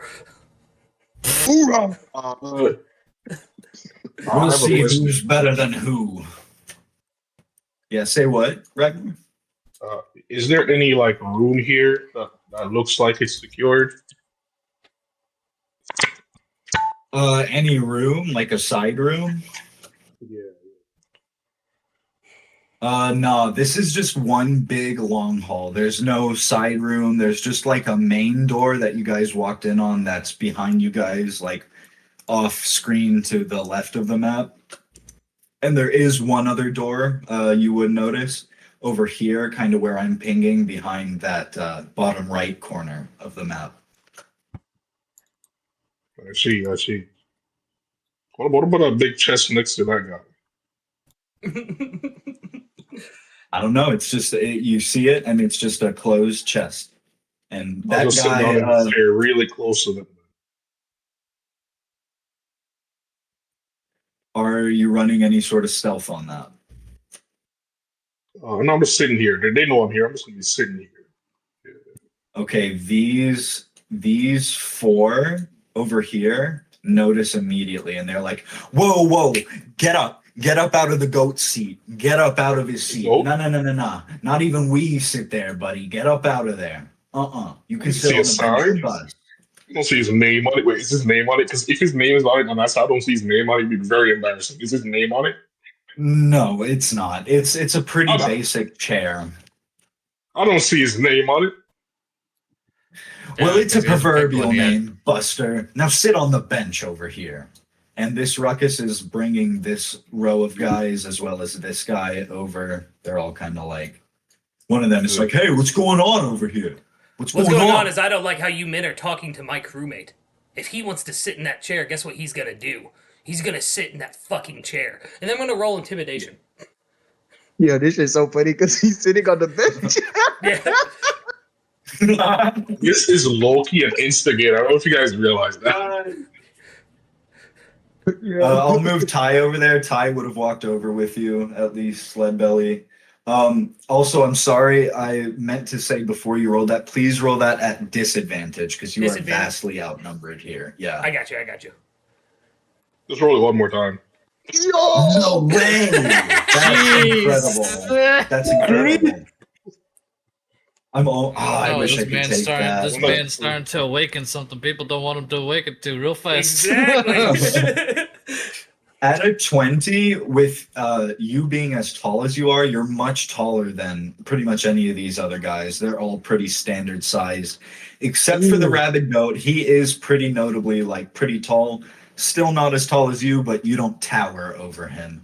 Yeah. You're gonna intimidate this batch of guys, as well as these guys to back off, but the ruckus has lured over a few other guys who are not gonna follow that. Yeah. Yo. My question is, can I use this ruckus to immediately go into an extreme stealth? Yeah, you know what? And I'll let you do it on advantage, because on this corner of the map, I mean, you guys can see that brazier up there that's lit. That's casting most of the light in the room. There are some side torches not pictured, right on the walls, that are helping to illuminate. But over here, the shadows are deepest. And if you want to roll a stealth on advantage for me there, especially because everybody's focus here is going to be on Leadbelly coming up and saying something. That's great. That's Rickety Cricket over here. He would have followed you too. Yeah, that's my boy. Okay. Yeah, at 23, you're able to avoid these guys' view. They're all, like I said, focused on what's happening here. I'm going to use that time as well, just like shadow teleport behind him, like directly in his shadow. Just like blend in. All right. As you do that, Mountain Crier is going to call out, "Gentlemen, gentlemen, take your seats. Let's let this be a sportsmanlike game for those of us outside the ring, of course." And she chuckles. Hoorah. Yeah, if I could get initiative from you, Mitch. I'm going to get one here from the goat.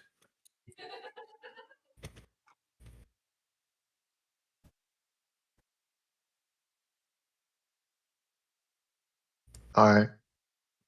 And then Leadbelly, let me get one off of you as well that's going to count for all of the players, essentially. Okay. And I'll just tag on the ladies to that if they have anything to do. Okay. Oh, I forgot to click my token first. I'm sorry. It's all good, I'll add it.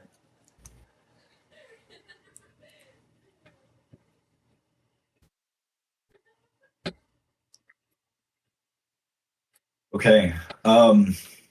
Mountain Crier is going to call out, "If there is no more further to do," and if there is with this altercation, you guys, Leadbelly, you can play it out here now, real quick.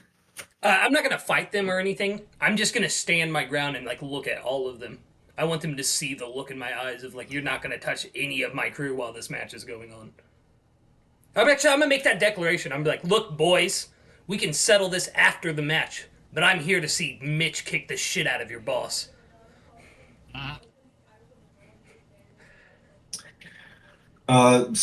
The resolve of some of these others has kind of encouraged them to stick around, but the ones who you did intimidate are still going to keep a bit of a wider berth from you. These three that just came up, or these four rather, two on either side of you, are going to like kind of stand up alongside you. And this big group is now just like watching the ring, but there is definitely tension bubbling there. Yeah, nice. Yeah. They don't want. Spenny They will don't want sit this over moment. there with those guys. I take it this is drinks. Mountain Crier rings the bell and says, "Let's get ready to rumble."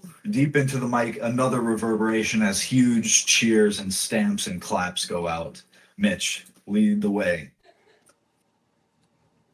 Mitch will walk up to this man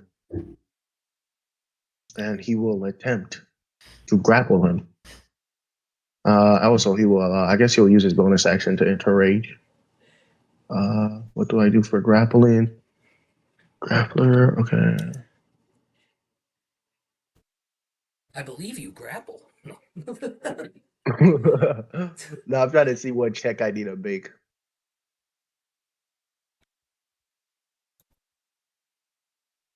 The grapple.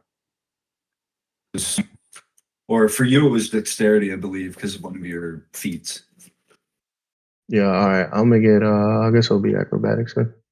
Oh my god, this is horrible rolls. Oh my god, he failed. Oh wow.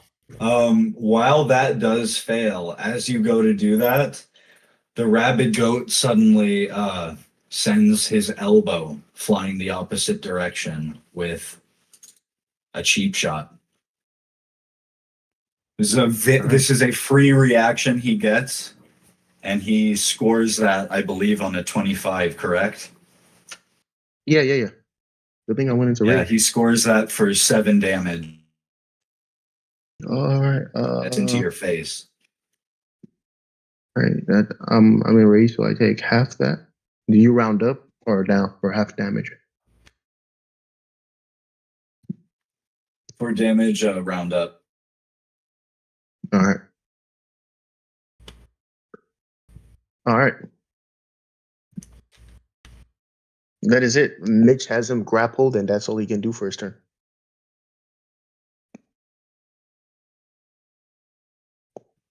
Okay. To the stands, as you guys watch these first licks get shared, anything the players want to do. I'm gonna send it to okay, there he is. I was gonna say I'm gonna send it to Suiryu first. I'm curious what you're doing over here by the ale.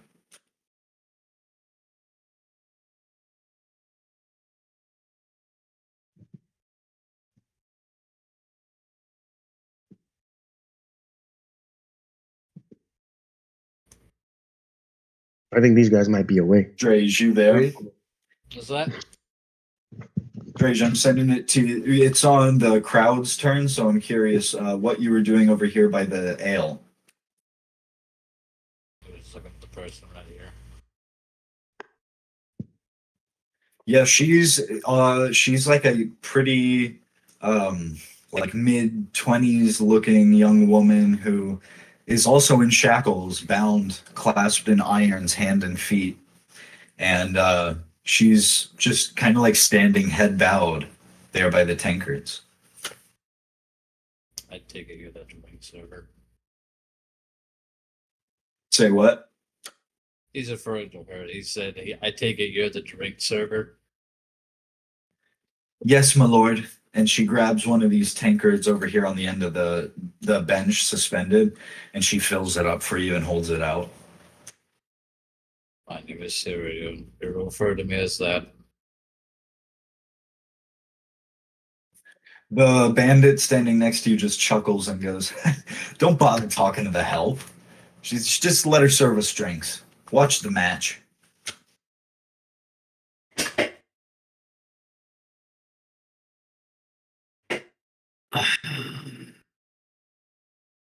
No, it's fine.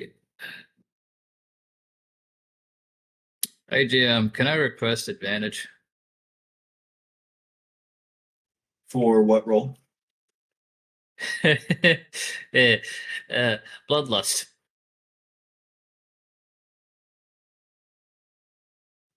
Oh man.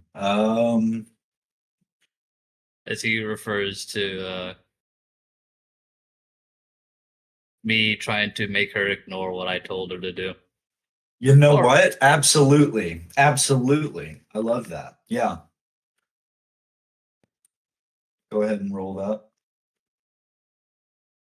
that. That's okay. Ooh. Yeah, what do you say? He keeps it under control. It's not what he says. It's more like his head kind of cocks back, and Sure, yeah. It's just more sort of fact, like he's debating. Like you can tell he's got his thumb on the ring of the katana, but he decides against it. But I could definitely tell the person in there is like, I have more than willing to make your head roll in a moment. Yeah, unfortunately, he's too inebriated by the big man on stage. he kind of shows ahead from you. I'll say that, but he's not overly reactive of it. Kiryu, I noticed you changed position over there as well. What are you doing? Yeah, I'm interested in what the fuck this thing is. Like As you come up to it, it's a huge barrel. Seems to be like filler, and then there's another barrel inside, somehow situated in place, and it's burning. It's like surrounded by a little moat of water. It's just a burning barrel, but it's letting off a bunch of heat and light into the room. And next to it, you see this big, muscular-looking guy. He's also chained hands and feet with shackles, but his elbows are like shackled as well behind him, like craned back, semi-attached to the barrel, and he is just sweating bullets like profusely. Yeah, I'm gonna go talk to him. Yo, are you making? It's not high noon yet. Well, Yeah. He looks up at you as you come over, and he's like, "Don't talk to me. They'll cause problems for her." I mean, do you want to get out of here after the match? He looks at you with a burning ferocity that rivals the infernal barrel behind him, and he goes, "More than anything, but they'll kill her." Who? We'll actually leave it there real quick for a second and come back on Nation. Abyss, what are you doing over there in the shadows? I'm gonna try. I'm gonna use my coverage stealth to like slip under the table and see if I can use the coverage to try to pick the lock on that chest. Okay, run me another stealth on advantage as you I assume pass underneath this guy's legs. Pretty much. Yeah, go ahead and run that with advantage for me. I'm on a roll Stellar. today. Stellar, yeah, great Abyss session. You pass underneath his legs. He doesn't notice. He's fixated on the match. And off of your passive perception, as you come up against this chest, you will notice that there is a 1-inch gap in an imperfect meeting of the crease in both the head of the trunk and the body. But we will also leave that one there. Leadbelly, are you back? I am. Oh. I am. Not be. Oh, okay. Word. Anything going on over there? Yeah, how tough do these guys around me look?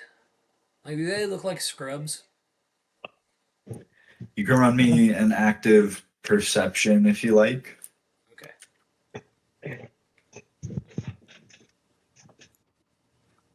Yeah, I mean, you're surrounded by just about 10 guys, more or less. And that did take you for a second, but you really don't feel that intimidated by them as you get a better look at them. They're kind of scrawny. And especially this guy, Cricket, we'll call him for lack of a given name at the moment. Cricket has stuck to you like Ty has. And even though he's with these guys, I mean, even beyond just him being shackled, you feel like there's something else there with him. He, as you look over your shoulder at him, he looks up at you with a beaming smile. He's in awe of you. Walk away from these guys and come sit over here, and I motion towards Cricket and say, "Come sit with me, my man. Let's watch the match together." Gladly. Thank you. And even though he wasn't invited, Ty is going to look at these bandits and separate himself and come sit with you as well. With that, let's see, there we go. Before we get off me, I'm just going to look at Ty and be like, "Who's your money on?" Mine's on Mitch. Hey. We come to the rabid goat who is grappled, even though he got that trick shot in, that cheap shot. So that turn is unfortunately null and void for him. Mitch, what have you got next? Mitch will open a portal. And how high is the ceiling of this building? Yes. Oh man, it's like maybe about 35 feet at the highest. It slopes, so the ceiling is higher over here on the right side. It's about 40 feet there, and over here on the left side, it's only about 20 feet. So where you are, it's like maybe more like 30. So Mitch will open a portal right here with his action. He will open a portal right here. And basically, he'll have the portal he'll have a 40 feet in the air right here. He wants to land this guy here. But basically, Mitch will be preparing to do a high risk maneuver. Hey, okay. Okay, very nice. Do it to him. But yeah, that is all he can do for his turn right now.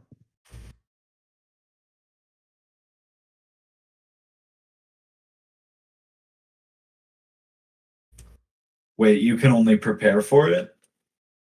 Yeah, I can't use my bonus action to attack.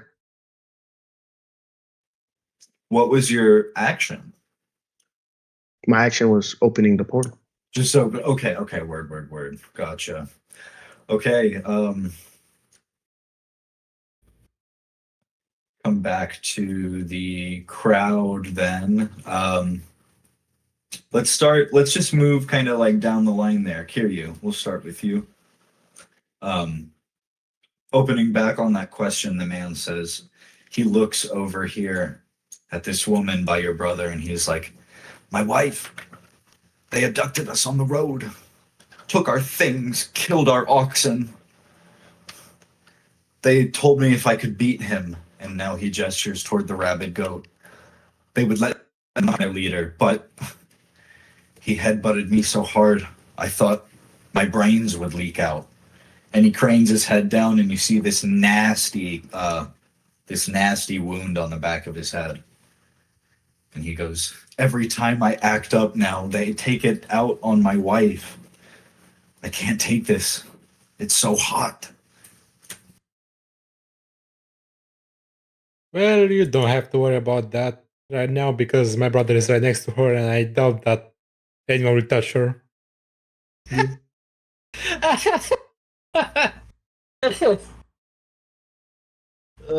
just looks up at you like kind of not sure how to take that clearly.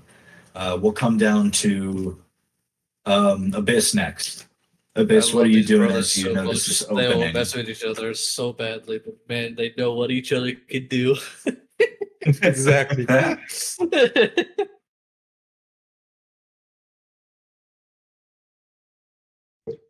just realized I was muted. Abyss. I guess if there's a craft, I'm word. going to slip into the chest.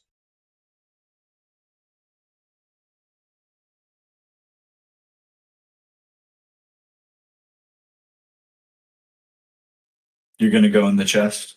Pretty much. You might have cut out. Okay, word. Oh, yeah. Yeah.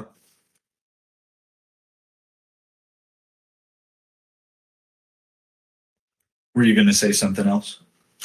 Oh, no, I'm just going to slip into the chest. Yeah, okay, as you do, you creep in there and you notice it's just pretty empty. There are some loose bills scattered about, some loose berry. A completely empty, dusty chest. There's one. Really? Yeah, if you want to count the berry, you can. 5. I'll let you know next round. But other than 5 you, berry. there's just like a spider in there. Oh, hi, spider. New friend. Probably the most well- valuable thing in that chest. I'm not going to lie, Come it back is. down. We'll come back down to you, Suiryu. Continuing there. Not a particular much. He just takes his drink, but he will be notably probably a bit between her and the drink. Word. You're also going to be here noticing Mountain Cross dictating the whole battle. I mean, I know it's like D&D feeling now, but it's only been like a few seconds. But she is like an auctioneer with how she just recites this match, talking about all the moves that they make, reciting like, taking a little bias, like, ooh, You mean a pro looks like a commentator? hard one from the rabid goat. He, just like Mitch is taken out with that cheap shot. Yeah, pro commentator. Leadbelly, anything from you?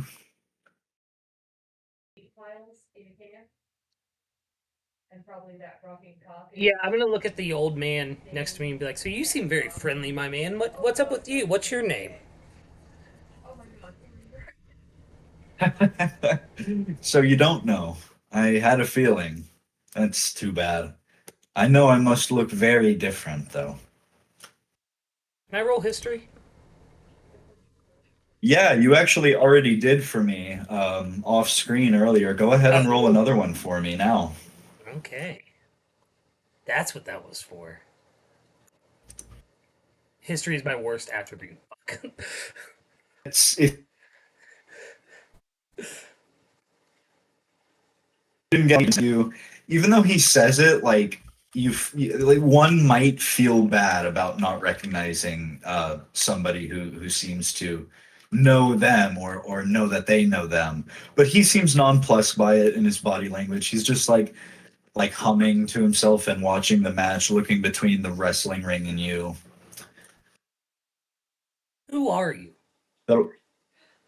I'm going to say that'll bring us back to the goat, who now is going to have an opportunity to maybe break out.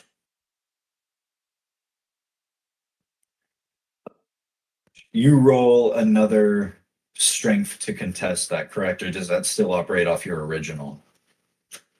That's contested. Word. Good. Okay. In that case, the goat is still held, but he just looks you in the eye and spits, and he goes, "You think I need mobility to hit you?" And unfortunately, he does have a special move as he cranes his neck back and slams his head into you. Oh, God. That hits. 21 hits. Butt of head. He shouts out, All right. "Butt of head!" And he clocks his horns directly into your forehead for 10. That doesn't break his grapple, I will say, but he does get to run that for his turn. I did wisdom save. Back to you, Mitch. Oh, he's fine. All I right, rolled a wisdom save to not spit out my drink. Mitch will Oh my god. I'm gonna call that a constitution, please. No, that was wisdom because that was him being taken by entirely surprise. Oh, word. I love it. His naming has been like shit so far. The moment he said "butt of head," I was like, "What the fuck?" Like me as out of character, I was like, "No, there ain't no way Suiryu is taking this man seriously." I don't think any of us are in character or have. Look at him. I mean, I was doing okay with the fight, but man, that just sealed the deal. I'm getting tired of looking at chained people. This is a fucking disgrace to the name of anything. Oh, trust me, so is Leadbelly. Yeah, he's not happy about this situation. Yeah, the crowd is going wild in adversity to your sent you a guys' DM, by the reaction. way. They're going crazy. Yeah, I just All right. got back to you. Gotcha, I see it. Mitch, top of the round with you, brother. So with this, Mitch will basically what's it called?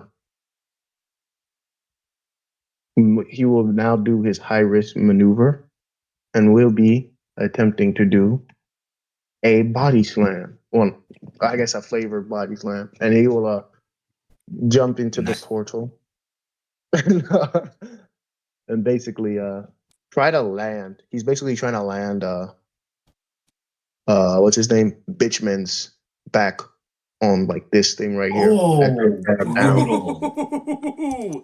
know if that would add any extra damage. But yeah, Let's figure it out. Let's roll for wait, what was it again? Will you flash it in chat? If you have it, I might have it here too. Right here. Iris damage. Nice. Oh my god. Crazy. Yeah, you fly through that portal. You are not to be redundant, but especially enraged at that headbutt that connected in the exact same spot that his fist did earlier. Your nose is just gushing blood at this point as you rush through. At a 24, yeah, his back is going to connect with that. Roll for basic damage, and I'm going to... Oh, wow.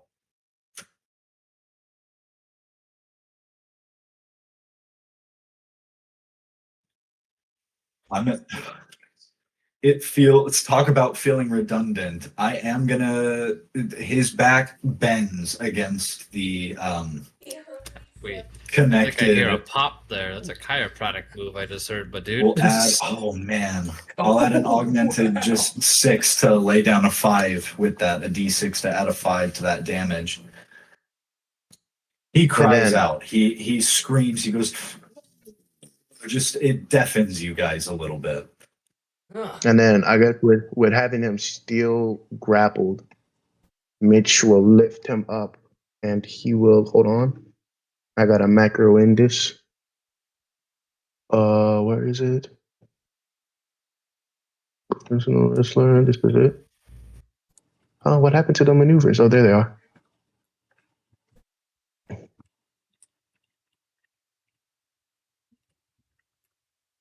All right.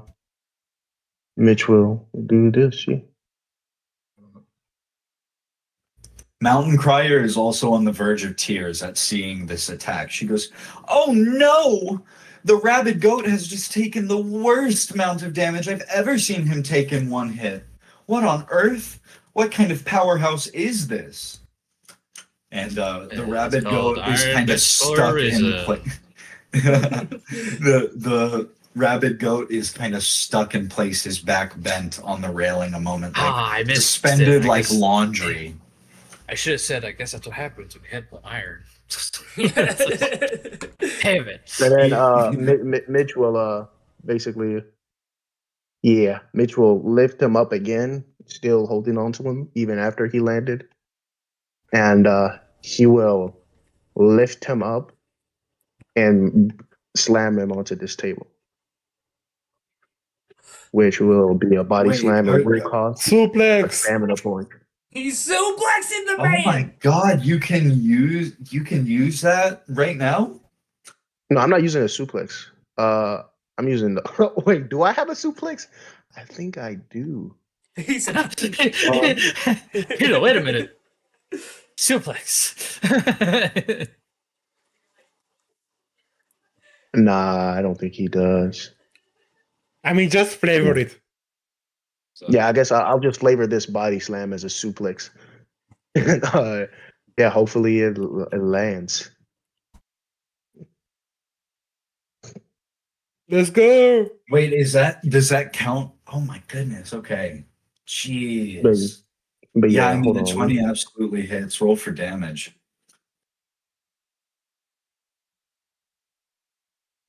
I did not know you could send gifts in the Roll20 chat. That's amazing. Yeah, only he knows how. Is that because of the Discord? Is that because of the Discord update? Nope. That's been up available for like years now. I am just Yeah, one of the few but people how? who have knowledge of how. Wow, Yeah. Mitch, great turn as you pull that laundry off, slam him down onto the table. We're gonna skip the crew turn this time and bring it back to the rabid goat, who's gonna very shakily get back to his feet. As he does, he coughs up blood that just splatters onto the desk. Mountain Crier is freaking out. She's going, "Oh my goodness, no, this couldn't spell loss for the rabid goat." And the rabid goat just looks at you and points at you, Mitch, and says, "For the first time ever, I'm going to try this. A downward charge butt." Charge butt. There's a 19 connect. Yes. Wow. Yo. Okay, he bounds off this table at you. He's shaky, but he somehow musters enough will to center his head right toward your head. It's like blinding speed as his horns connect. All right, that is 8 damage. There's a resounding crack across the hall. Does that take you out? I hope not. No, it doesn't. No. Hell yeah, bro. That's his whole turn. He That was a looks max at damage you. roll, by the way. Look, I know I'm supposed to play enemies to bring you guys down, but I feel like a Sakura pirate at heart. I want you guys to win. He looks down at you, expecting you to go down, but his expression of sudden glee falters. And Mitch gets deleted off the table. I accidentally mixed. Mitch disappears entirely, and the rabbit goat says, "Oh man!" His expression fades as you don't fall.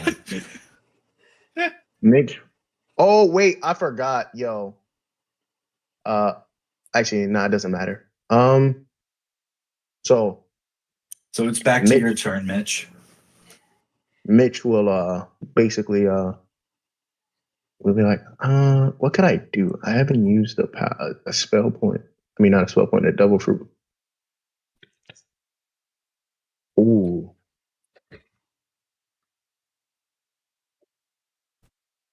I guess I could do that.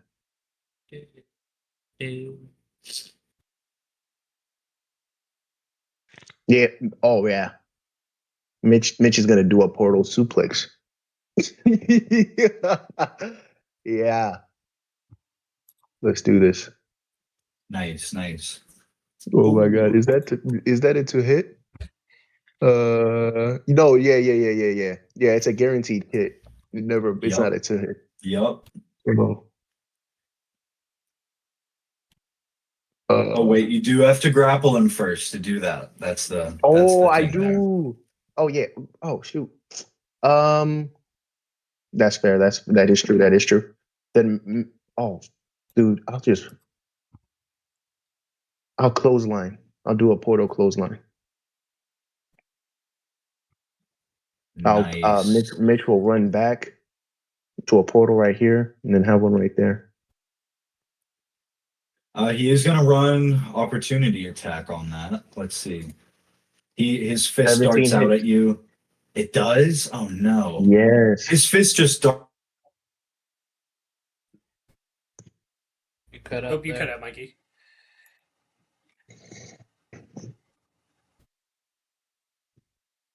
Mikey! What did his fist do? Destroy his mic. I was about to say destroyed his internet.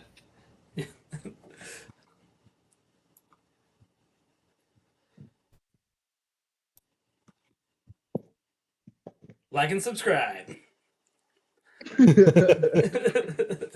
No, this is the first time. How can this be happening? It'd be pretty crazy if he had Sentinel. Oh. No. Sentinel really affects you. Oh, wait. Because even under theory, like technically speaking, you could just do a portal underneath their feet. If you really needed to. Like, yeah, you can't move. Cool, just portal. I'll get to you one way or another.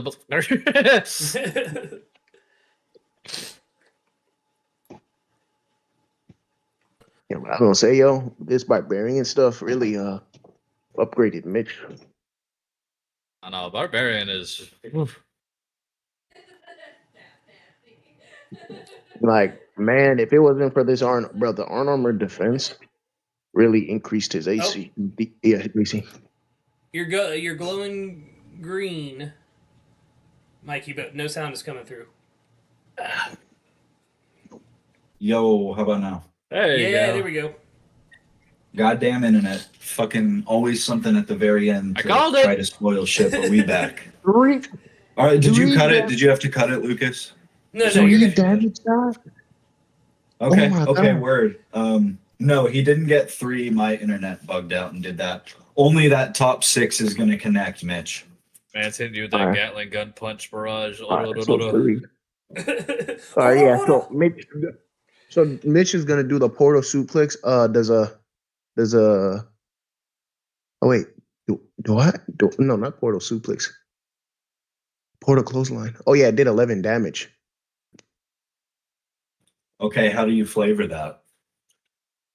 I was gonna say I'll flavor it as like basically Mitch will open a portal here, and he'll open one right in front of Kiryu, and he will come out running from this side and suplex this dude. I mean, clothesline him. Nice. Oh my god. Well, for 11 damage, your arm, your broad muscly arm swings into the front of his neck, like just under where the curve of the horns come. And his like neck and shoulders and chin take the full blow. That 11 takes him down. He bounces back and falls to the ground. He'll actually fall through your already conjured portal and fall to the ground behind you, unconscious. And then, Let's is the go. belt on him? He does not wear a belt. Where's the belt? Mitch will immediately say, "Where is the belt?" Mitch wins. The bandits all look at you and scream, and Mountain Crier puts it best. Iron Mitch has just defeated the rabid goats summarily. As we cut to black. To be continued. Let's go! Yes! God, Great, what a great session, dude. session, y'all. Which is Very funny enjoyable because I session. feel like I feel like it's about to really pop off in a moment. So it's Yeah. been fun in Feel like- general. Yeah, beginning of next session is gonna go crazy, bro. The If this end guy of this session is still going crazy. Suiryu, I know about your roles. I will not forget about those for next time to play off of that. You guys are still surrounded here. Big news though. But aren't we Action, all surrounded? your accomplishments. You all level up. Congratulations. Let's go! Welcome to level 4. Da-da-da. Oh, another level up. Nice. Time to ascend. Level further up, let's beyond. go. Plus ultra. I'm gonna slaughter everyone in this building. Y'all are stoked on that one. I was cooking really hard on that one. Thank you guys all for coming through with some of our accommodations. We had to make much love to Cody, who couldn't make it through to the end here, but hey, much Arthur love now and always. Lucas, thank you for hosting us, and with that, hope everybody has a great rest of their week and weekend. Yep. And with that, we will end stream. Everyone out there, have a wonderful, wonderful night. We'll be back again Be soon. safe. Peace.